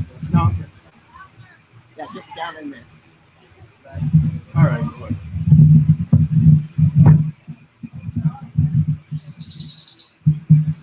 Hello, everybody. My name is Charles Hensley. I'm here to tell you about my mother's story about legalizing marijuana. This has already happened that way, and so many others like her. I could get relief too. My mother was a school teacher in 2006. She was diagnosed and decided to educate herself on the difference between chemotherapy versus cannabis. And because of an activist for, she became an activist for whole plant medical marijuana and hemp. My mother's name was Carly Talavero. She attended many events, meetings, fighting for our freedom of choice for medical and this whole plant for everyone. We're losing good people like my mother and 9-year-old Alexis, whose family had to move to Colorado so she could have access to doctor-recommended cannabis medicine. Since taking it, she has been almost seizure-free at the time of this speech was wrote, but she has gone much further thanks to medical marijuana. We miss her and her family. I personally need safe access to medical marijuana. I'm a diabetic, and it helps for me to have an appetite so I don't feel sick and so I can eat food. It also helps me sleep through the night because otherwise I am up and down checking on my sugar because it's all over the place. I also have a friend whose name is James. He has PTSD, he is bipolar, he has sciatic nerve issues, and me and him have decided that we have to get safe and legal access, so we will be moving to Colorado. Unfortunately, I hate to say that. I wish that I could get safe access here in Texas. I will still be coming back and speaking and going to attend many events and talking with legislators and to get legal access here, so maybe I can move back. It's up to all of us to educate and step up to call our representatives, let them know we support the cause. Please call them today, tomorrow, next week, every day, every week. Cannabis is medicine. It is now time for it to be legal here in Texas. We need it now. Our friends are going to jail, and the sick aren't getting what they need. It is a natural plant with 0 related deaths, not like alcohol and pharmaceuticals. I don't remember getting to vote on pharmaceuticals being legal, and I don't remember getting to vote on cannabis being taken away from us. Let our representatives know that that's our vote of choice. Thank you for listening.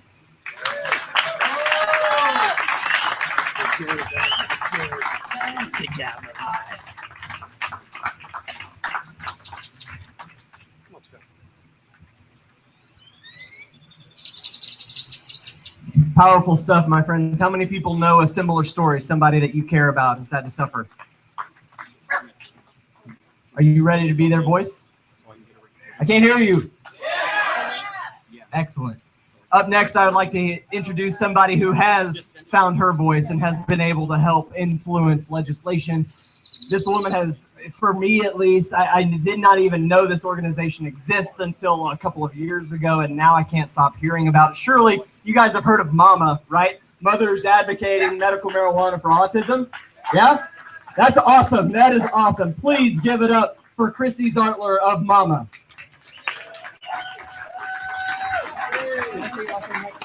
Yeah. Okay, hello, how is everybody? Whoa.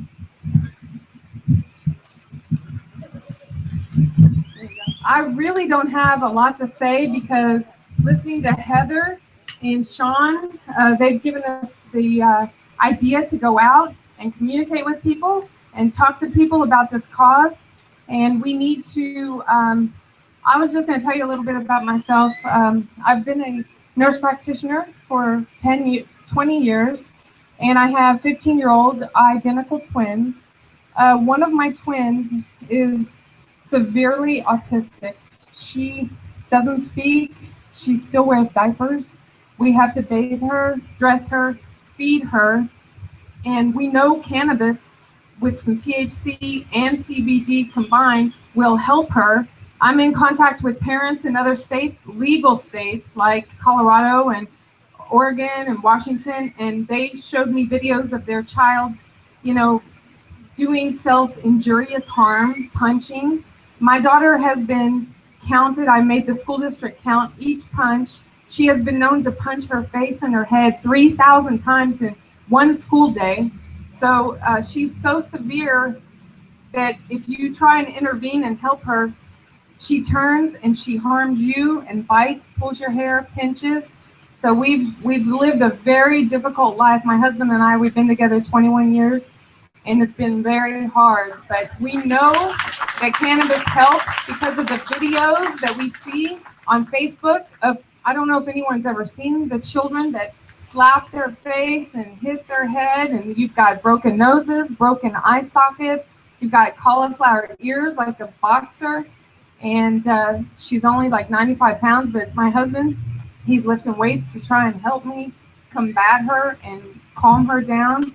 So all of the other talkers have told you to get out there and meet your representatives and contact people. And I suggest that you just sit down and you talk to your mother. Ask your mom, what do you think about medical marijuana? What do you think about cannabis? Have you ever heard anything about it? Then it leads you to discuss it with your dad, your aunts, your uncles, your cousins. Get everyone on your side. Get everyone thinking about it. Make it positive, upbeat. Be compassionate. When someone doesn't agree, let them think it out. Let them sleep on it. Bring it back with something with more education.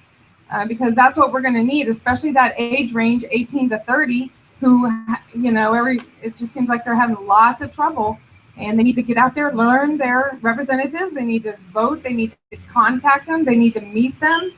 And I started by contacting Heather from MPP. She helped me write up notes or letters to my representatives this year. Then in November, I contacted NORML. They told me who I should vote for. And I went and I voted for the people that are for our cause. And then in January, I showed up at the very first PACT meeting, and I met mamas. And they're, you know, mothers advocating medical autism. And there are so many mothers like me, and their kids are 250-pound males. How many people here know an autistic person in their family? It's like 1 in 67 children. And so it's it's rising. And so cannabis works for autism. It's just one of the diseases that should be listed, and we're going to try and get it there. It's a neurological deficiency. So we need to get it out there. We need more mamas, and we need to educate and talk and bring up the dinner table conversations. I think that's it. Anybody have any questions? Anybody have any input? Okay, Heather.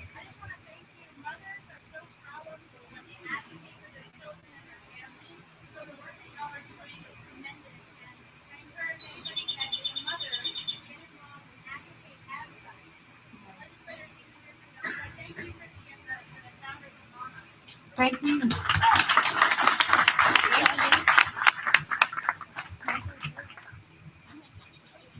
Such a diverse crowd of people that supports marijuana law reform, huh? You'd think this thing impacted all of us or something. So speaking of mamas, I'd like to introduce one of our DFW NORML mamas. This woman is tasked with the very tough job of keeping somebody like myself in check. Please give it up for our Director of Finance, Loretta Labrada.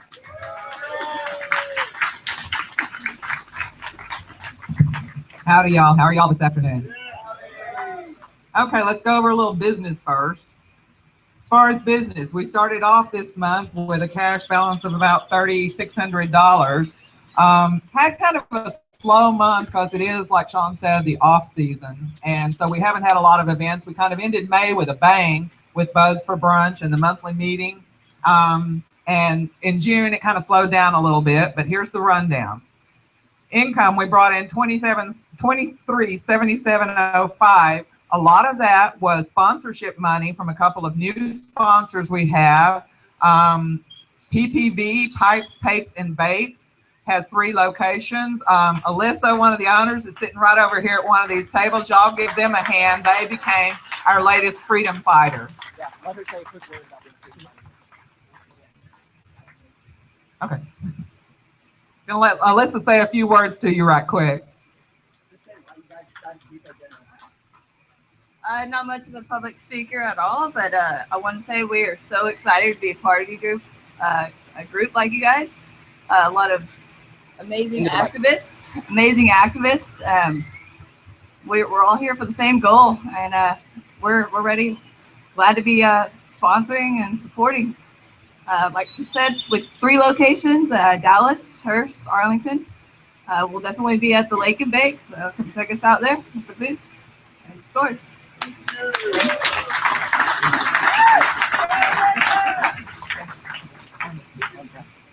Yes, Alyssa, thanks for your $1,000 donation. We really appreciate it. It's people and companies like this who allow us to do the things that we do. Also included in income this past month was a $300 donation from Hempy's Emporium. Hempy's is located in Arlington. They're one of our biggest, most longtime supporters. Jimmy and Kimmy would love to have you come into the shop and pick something out, and they'll even give you a DFW NORML discount when you do. As far as the rest of finances, we brought in membership income this month of $680, which translates to anywhere between 40 and 60 brand new members.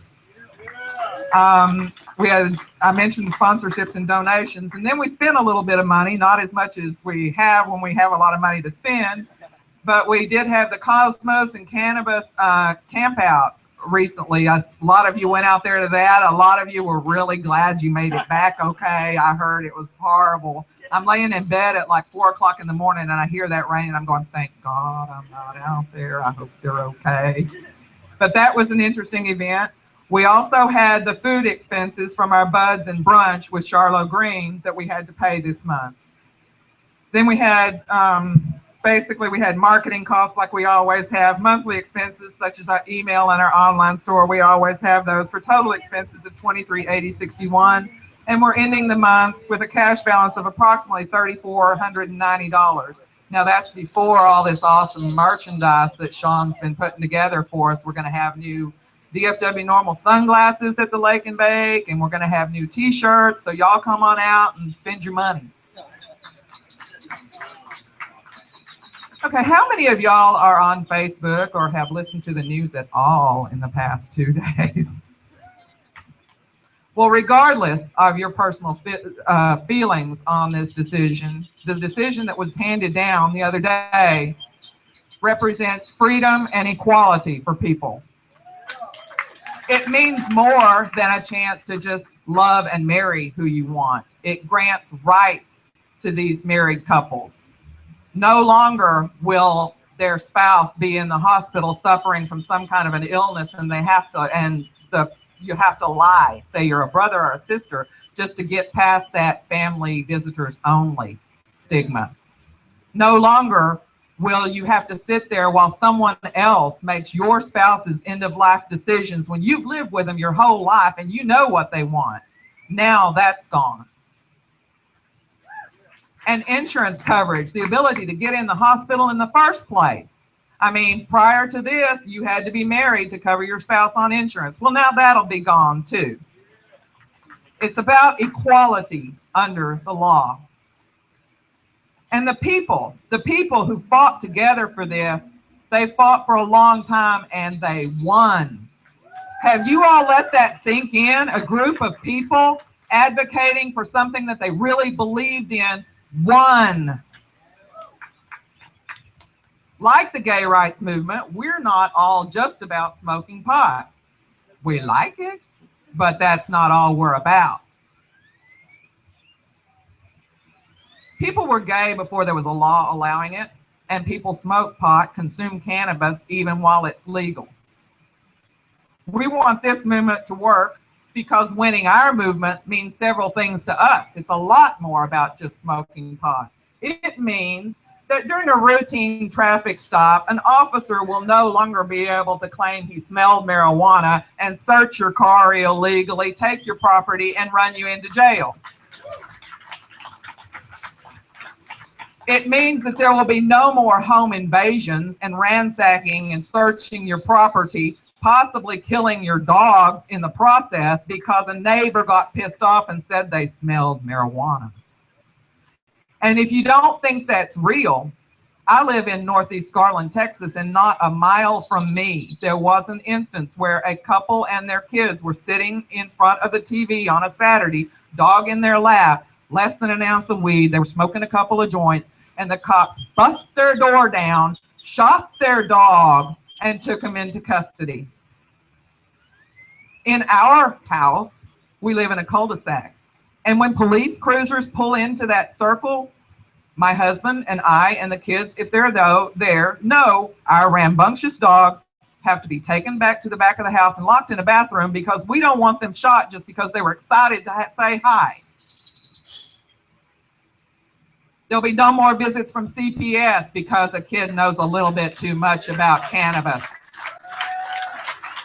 There'll be no more kids taken as made wards of the state for these very same reasons. A lot changed.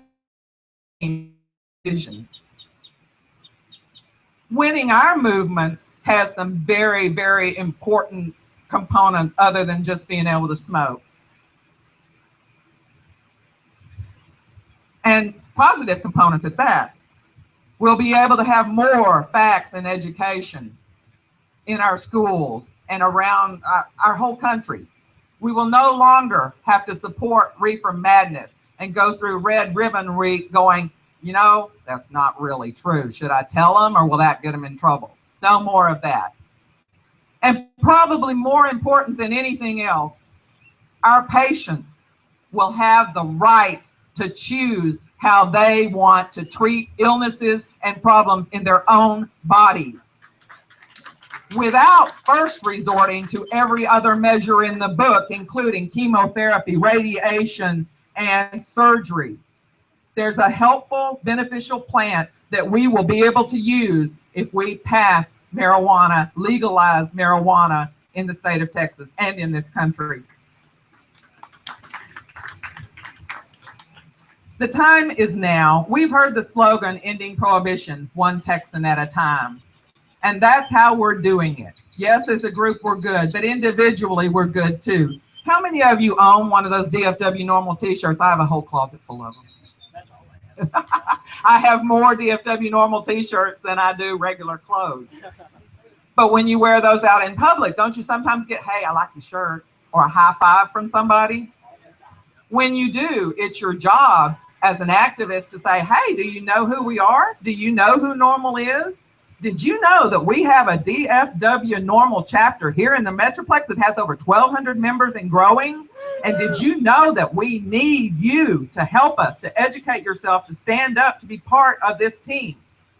So one Texan at a time.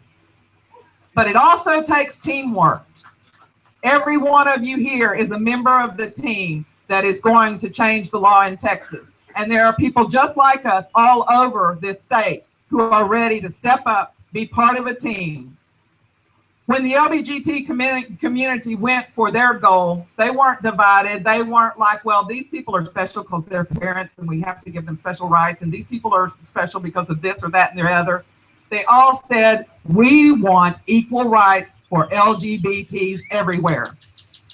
And that's what our focus should be now. Coming together as a team, telling the stories, telling people that we meet on the street, talking to our mothers. My mother is a devout fundamentalist Christian. I gave her Bible verses. She cut them out. I printed them out on her computer, cut them out, and pasted it on her bathroom wall with all the rest of her Bible verses. So we can reach all of these people. It's a matter of communicating with them. It's a matter of teaching them what, on a level that they can understand. If they're religion, you go through religion. If they're, you know, whatever their goal is, they know, everybody knows somebody that could use this plant. So learn yourselves, educate, and let's do this. Because I, for one, am ready to see that map of the United States and those lights on the Capitol lawn turn green. Legalize Texas.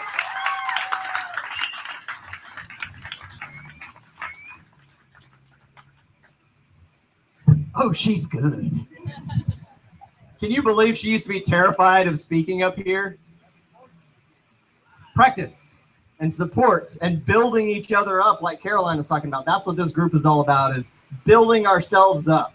It's not going to be enough for somebody like Heather to go and be able to be on every awesome interview and just kill it every time. It's got to be all of us, right? Are you with me?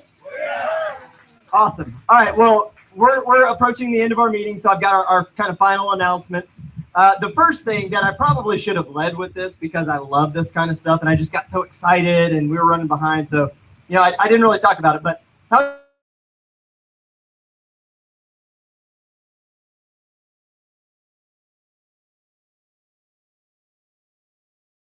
come over here so the camera can see too. Yeah, you can stand in front of me, it's okay, you can block it.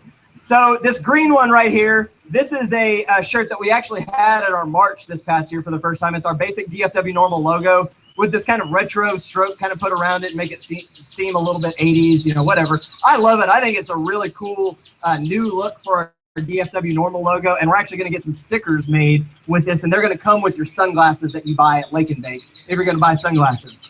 So the second one is this blue and white Howdy Doobie shirt.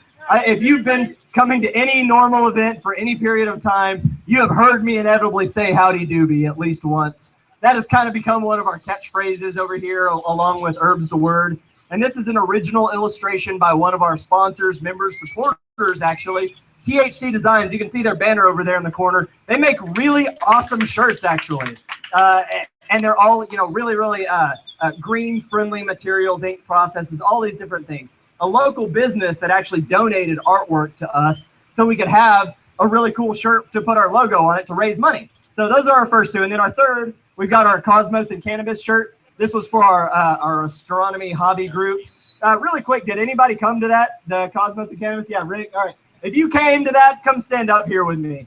Because damn, man, damn. That was, first off, I'm still covered in sugar bites from the knees down. Coconut oil. That does not help, Rick Donaldson. Sugar bites. Secondly, 6 inches of rain in 18 hours, guys. That was like end of the world style if you were out there. There's this path that like this ridge you go over to drive your car over to this campsite where you go around this like small pond. Well, that morning when it was raining, that ridge was gone, and it was 25 feet of river that was like 2 or 3 feet deep. We were trapped on Rick's land all morning in the rain, guys, and it was awesome. It was fun. It was exhausting. I had to throw away my tent because it was so absolutely trashed. And by the way, if you're the person who lent me a tarp and you want it back, let me know. I kept the tarp. I don't remember who gave me the tarp. But Cosmos and Cannabis was our first kind of hobby group where the idea was, you know, there's a lot of people who are already stargazing and into cannabis anyway. Look at Carl Sagan, right? Look at, has anybody ever watched Ancient Aliens, that Sokolus dude with the hair like aliens? Like, he definitely smokes marijuana. And so when we came up with this idea of Cosmos and Cannabis, all of a sudden people who never come to our events were talking about DFW NORML because that was different. That was new and fun and unique and different. And so if you've got an idea like that, that could kind of help us reach a group of people that are already gathering, that maybe are smoking while they're gathering, then come to us and let's try to possibly put a hobby group together where we can reach those people. You know, astronomy, that's just the beginning. You know, there's farmers, there's all kinds of different niche groups that we could reach if we have a way to include them and bring them into the fold. Are you with me? So how many people are going to go and think of an idea tonight and bring it to me? Email it to me. Good, good. I got one for you. A fishing tournament. Do we have any fishermen here? Yeah, fisher. Man, you got so many chiggers though. God. I've been to Rick's twice. I got chiggers horribly both times, my friends. And it's horrible. It's horrible. But so if we could do different demographic who maybe isn't interested in coming to a public meeting at a bar, or maybe isn't interested in going to a live music venue where people are probably going to be medicating in plain sight. You know, if there's an idea that you have for something that could be normal in nature, just to get more people together, then come and bring it to us because we're interested and we're open. And hell, we may even make a shirt of it if it's a good enough idea. So are you with me on that? I got it. Are you with me? And then you're going to go and buy a t-shirt to help support your favorite NORML chapter today? Yes? All right, great. Well, then one of the final things that I'd like to talk about is our Lake and Bake event, which is actually coming up. It's July 12th. If you've been following it, you know that we've had to reschedule a couple of times because, you know, Fort Worth Boat and Ski Club, they couldn't handle 1,000 people, which is funny to me. So we were too big for Fort Worth Boat and Ski Club, even though they wanted us. What was the other lake that we went to? Not Joe Pool. We couldn't do Grapevine because it was not very handicap accessible. If you were at our Lake and Bake 2 years ago, there was this really steep hill that I almost fell down several times. And so we're not going to go back there. We were planning to go back to Joe Pool Lake. Has anybody driven by Joe Pool Lake in the last month? It's high. Not in a good way high. It's higher than high. In fact, we called them this week and we were like, hey, you know, we got the permit for Pavilion H, July 12th. Is the lake going to be open? And they're like, well, maybe. Like, ooh, shit, that's not very comforting. So we came up with a plan B. How's that sound? Yeah? So plan B, we're not going to be at Joe Pool Lake anymore, even though we still have the reservation, even though it may be open. And even though we're probably going to have a whole lot of stoners show up anyway at Joe Pool Lake, despite us telling them repeatedly not to. Because we had people show up at Grapevine, even though we were never there. We had people show up at Fort Worth Boat and Ski Club, even though we canceled that. And so there's confusion inherent in our movement. And so what I'm telling you is to be very clear. We're not going to be at Joe Pool Lake for July 12th. We're going to be in Lakeside, which is in Fort Worth. Is it on Lake Worth? It's on Lake Worth, on land that's actually owned by somebody very, very friendly to the cause. So friendly that they're letting us use the land for free. Cool. And so friendly, in fact, that they're letting us charge for parking so we can actually make some damn money off the event. So, officially, and we're going to make all the formal announcements online, but you heard it here first. We're not going to be at Joe Pool. Please don't go to Joe Pool Lake. I'm going to be really upset if you guys go to Joe Pool Lake. Tell everybody, make a post. You know, you can't over-communicate with stoners. You can't communicate too much is what I mean to say. And so, also, so I wouldn't recommend camping there either. I just had some friends that spent a weekend there, and it was full of regret. Similar to the Chigger regret, but without the fun that came along with it. And so maybe stay away from Joe Pool Lake until it's not so high, which normally I wouldn't tell you to do that. But the final thing that I would like to talk about, well, we'll get to that actually. One of we've mentioned a couple of our sponsors here, Hempies, PPV, and a lot of retail shops actually support DFW NORML. I can remember when we first got involved with this in 2011, nobody wanted to sponsor us. You walk into a shop and say marijuana, they're like immediately showing you the door. And that's kind of a problem when your organization has the word marijuana in the name. And so over the years, we have developed relationships with these wonderful businesses that actually give us money and product and support us, give our members discounts. And one that has, over the last, what'd you say, year or so ago? For maybe about the last year, maybe a little bit more. I apologize if I'm cutting you guys short. But there's one shop in particular that just seems to keep giving us money for some reason. And they're 710 Vapors. They're those guys over there with that table and all that neat glass over there. And they're actually the ones that I have their pin on my lanyard right here at the top. You know why? You know why? Does anybody want to take a guess? Advertising, but why? What do you think they had to do to get me to wear their pin everywhere I went? They had to dab me out, maybe. But no, what they had to do was become the most generous sponsor DFW NORML has ever seen. And guess what they did? They gave us $2,500 over 12 months. Yeah. Previous to that, we had the highest thing that you could achieve was the $1,000 Freedom Fighter, which is still awesome. We're still trying to build more Freedom Fighters like PPV. But know that you're on an ascension plan now, PPV, because we had to create a new class of sponsor for 710 Vapors because of how much money that they had given us. And so we came up with what I think is quite clever and hopefully is helping to bring some business their way. 710 Vapors, they are our first hemp hero sponsor at DFW NORML. Not only have they given us money and discounts and product, they show up at our events and actually have a presence because they're proud to be affiliated with us, my friends. They're proud. Businesses are proud to be affiliated with us. We've come a long way since 2011, wouldn't you agree? And so really quick, I'd like to introduce one of my friends from 710 Vapors because Seth back there, he never likes to get up on the mic. But everybody say hi to Seth Kirkpatrick. He's a really awesome dude. But he's got Mika right here. Micah. I always call her Mika, but it's fucking Micah. Micah, she's been at almost all of our events with Seth. She's the one that's always making phone calls, calling me, saying, what the hell's going on? When are we supposed to be there? She's just been an awesome, awesome business partner to work with on behalf of DFW NORML and our partnership with 710 Vapors. So I'd like to just introduce her really quick, let her say a couple of words, and then we're going to do our raffle, and then we're going to have our social hour and be out of here. So please give it up for our most generous sponsor to date, 710 Vapors.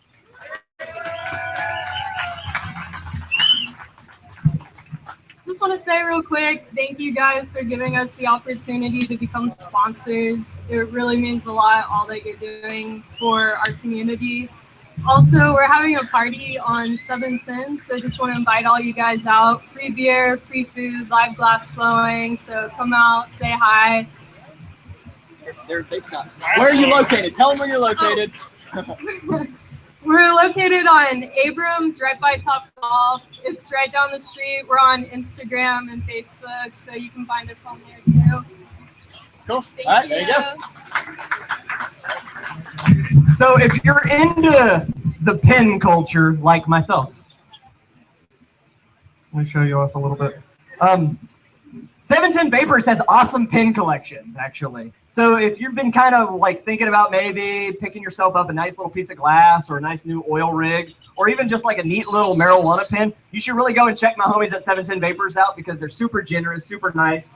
And they've got an awesome logo that I designed for them. You like that, 710 Vapors? Yeah, so if you didn't know that, I actually work for myself as a graphic designer, web designer.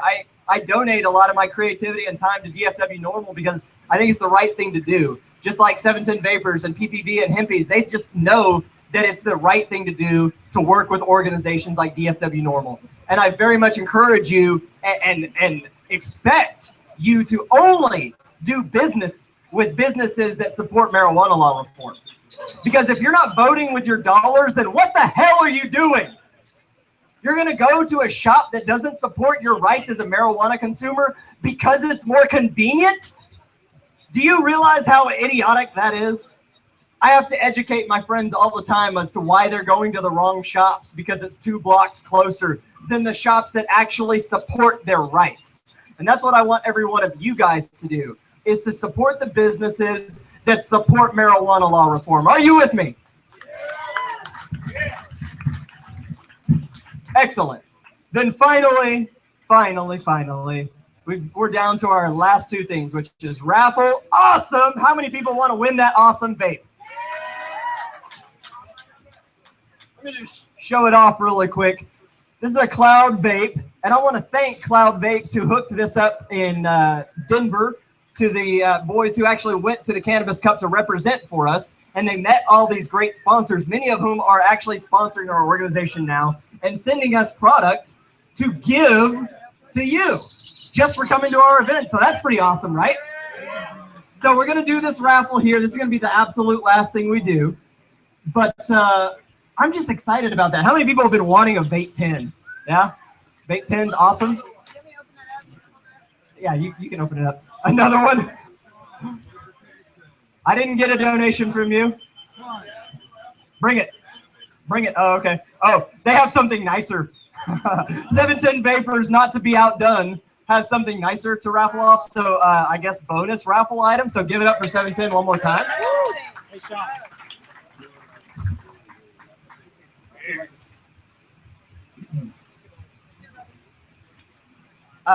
Okay. So we're gonna do that, but really quick, guess what our next meeting is?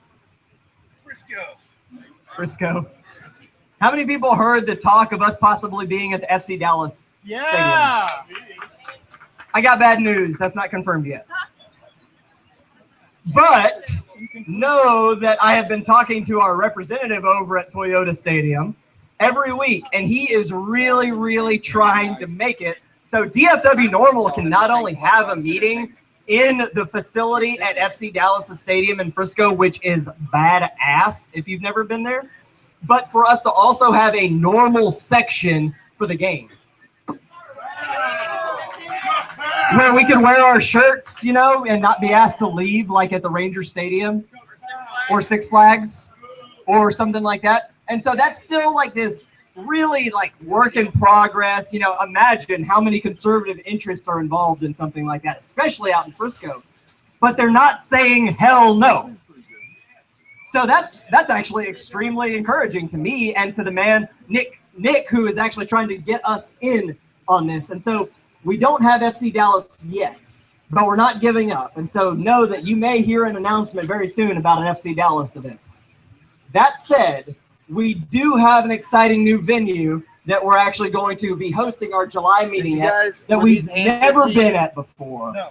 That I have had almost every professional musician in the Dallas-Fort Worth Metroplex at one point or another tell me, why do you guys not have an event at Live Oak in Fort Worth? Yeah. Has anybody ever been to Live Oak in Fort Worth? It's only one of the most badass venues in the entire Metroplex for live music. And our friend Jamie Knight with Black Box is the reason that they just said yes to hosting our meeting next month.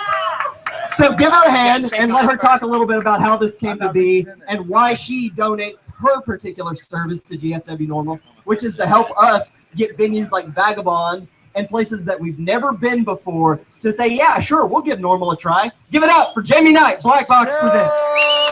Jamie! Well, hi, everybody. Thank you very much for coming out today and supporting Vagabond. They've been incredibly gracious to us. And it was a little hectic getting the whole day started, and they've stuck with us the whole time. So, you know, have a beer, have a burger, say thank you to the staff. They've been awesome. So thank you to Vagabond. I support NORML, and I'm a NORML member for the same reason that all of you are. Responsible adult use, but I just very recently found out that my stepmother, who has always had Crohn's disease, it's become extremely severe right now. And her doctors in the hospital are telling her, we wish that we could give you these things, but we can't.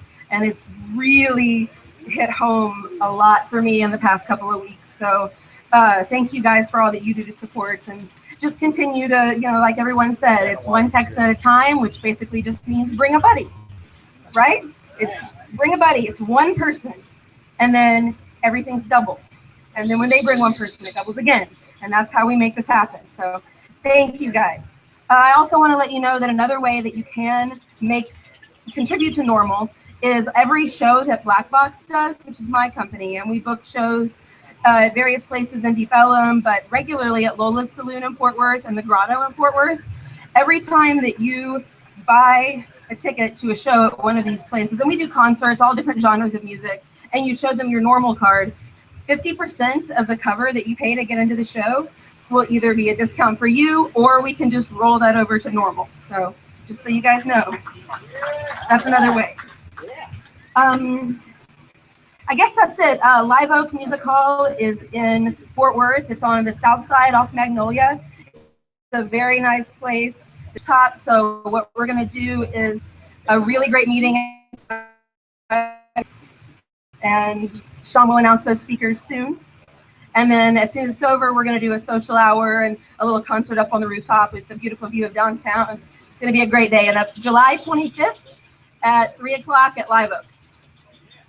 Thanks.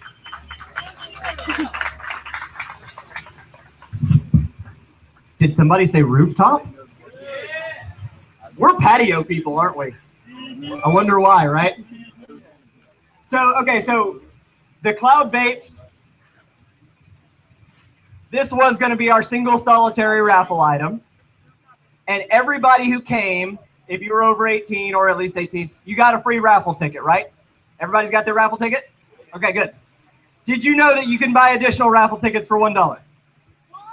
Yes, you can. So, that said, this item right, oh shit, that opens from the bottom. Interesting. Okay. Got from me.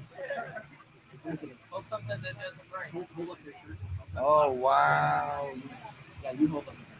So, we're going to take 5 minutes to sell a few more raffle tickets because 710 Vapors just changed the game up a little bit.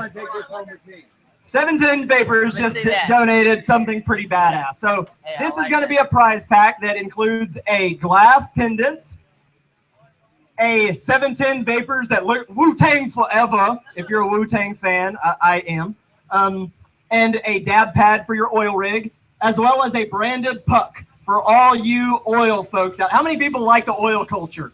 Yeah, no, don't raise your hand, make noise. Yeah, we're an oil culture here in Texas, right? Not just flour. Flour's good and all, but this is an oil prize pack. So all this 710 stuff, this is going to be one that includes this pendant right here. Hey, show it on the stream too. Oh, very close. And the dab pad, I don't know if you know what these are for. It's not a mouse pad. It's for your really high quality glass because that shit gets hot. as you heat it up a lot, you heat that nail, and you set it on this. So good together. And so that way you're not. How many people have done that before? I've seen a lot of people break their favorite piece after taking a massive rip and then slamming that thing down. You got to have a pad if you're going to have a rig. Are you with me? So, all right, right back here, and we're going to raffle off the 2 prize packs. That's the Cloud Vape, and we're going to throw in a T-shirt with the Cloud Vape, a T-shirt of your choice, one of our 3 new ones, as well as the 710 Vapors prize pack. So that's 2 raffle items, 2 winners. We'll be back and get your dollars out. Herb's the word.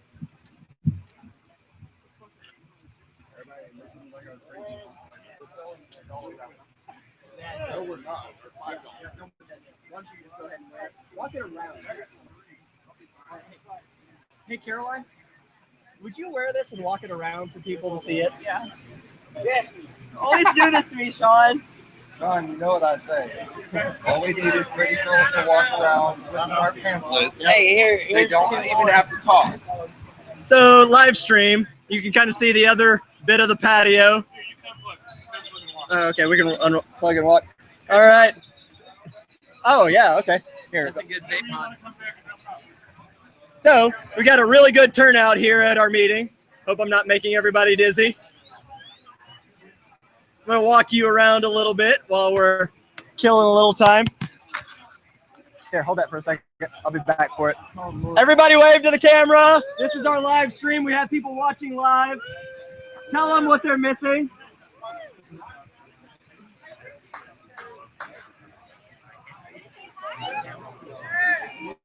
We're gonna walk you over to the merch table real quick. Hello, DFW NORML volunteers. Hello. Oh yeah, we're ringing up some stuff. Yes, Good. we Look, are. we got shirts, volunteers, people supporting the cause. This is what it's all about. Aren't you glad you got off the couch? This is what it's all about, getting to know your fellow marijuana consumers. Nothing to be afraid of. Look at that. This is a Team Alexis shirt. I made that logo. What's up, Marshall? What'd you think of the meeting? I think it was a great meeting, Sean. Good. You want to expound on that at all? I think that we talked about all the great things that are going on in Texas marijuana policy, and I think that everyone here is completely enthralled about getting involved in marijuana policy in Texas. And everyone watching this stream needs to get involved too. Well said. I agree with that. How about you, Mother Earther, freedom fighter Chris Dickerson? What do you think of the meeting? I drove 40 minutes to get here, so anybody who says that there aren't any meetings in Dallas, I don't know where you're at, but I'm here and I'm from Arlington. So, I'll be at every meeting I can. Yeah, where's all the people who were complaining that we're never in Dallas? Well, there's one. Yeah, Wake up. yeah. I saw a lot of people on Facebook complaining we're never in Dallas, that I only see a few of them here. Yeah, what's up with that?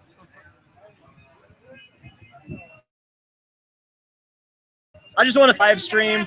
Hopefully it was a little bit better stream than last month. We're really trying to make this something that you guys can count on, so you can still be a part of the meeting even if you can't make it. So we're about to wrap up here at the meeting. I just want to thank everybody again for being a part. If you're not a member yet, please join us, dfwnormal.myshopify.com. You can join for $15. We have weekly events in Arlington, our Wednesday night Hempy Hour at the House Bar and Grill in Arlington. Free to attend. It's just a social hour, no formal meeting of any kind. It's just getting together and talking and kind of having a good time and seeing what we can do next with regard to our next agenda item. So I hope you come out. I hope you join us.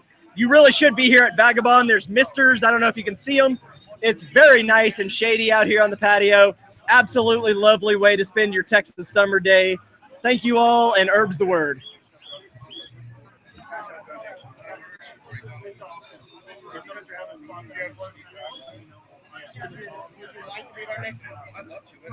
On the 11th, it's the second Saturday of every month. I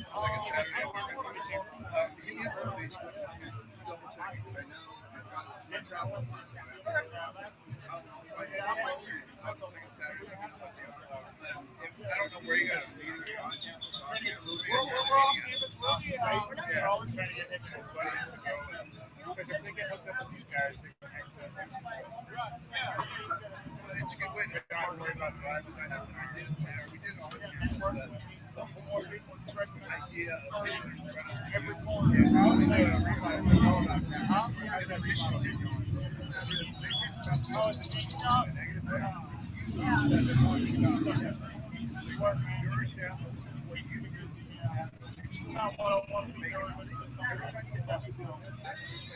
That's the base like that.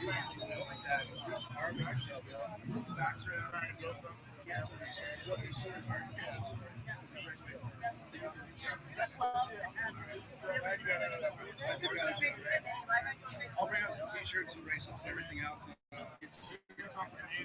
Hey, Nancy. I'm Austin. Thank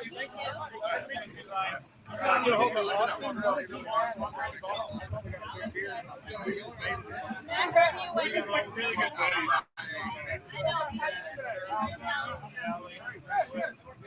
See, hey guys, I'm gonna wrap the stream up.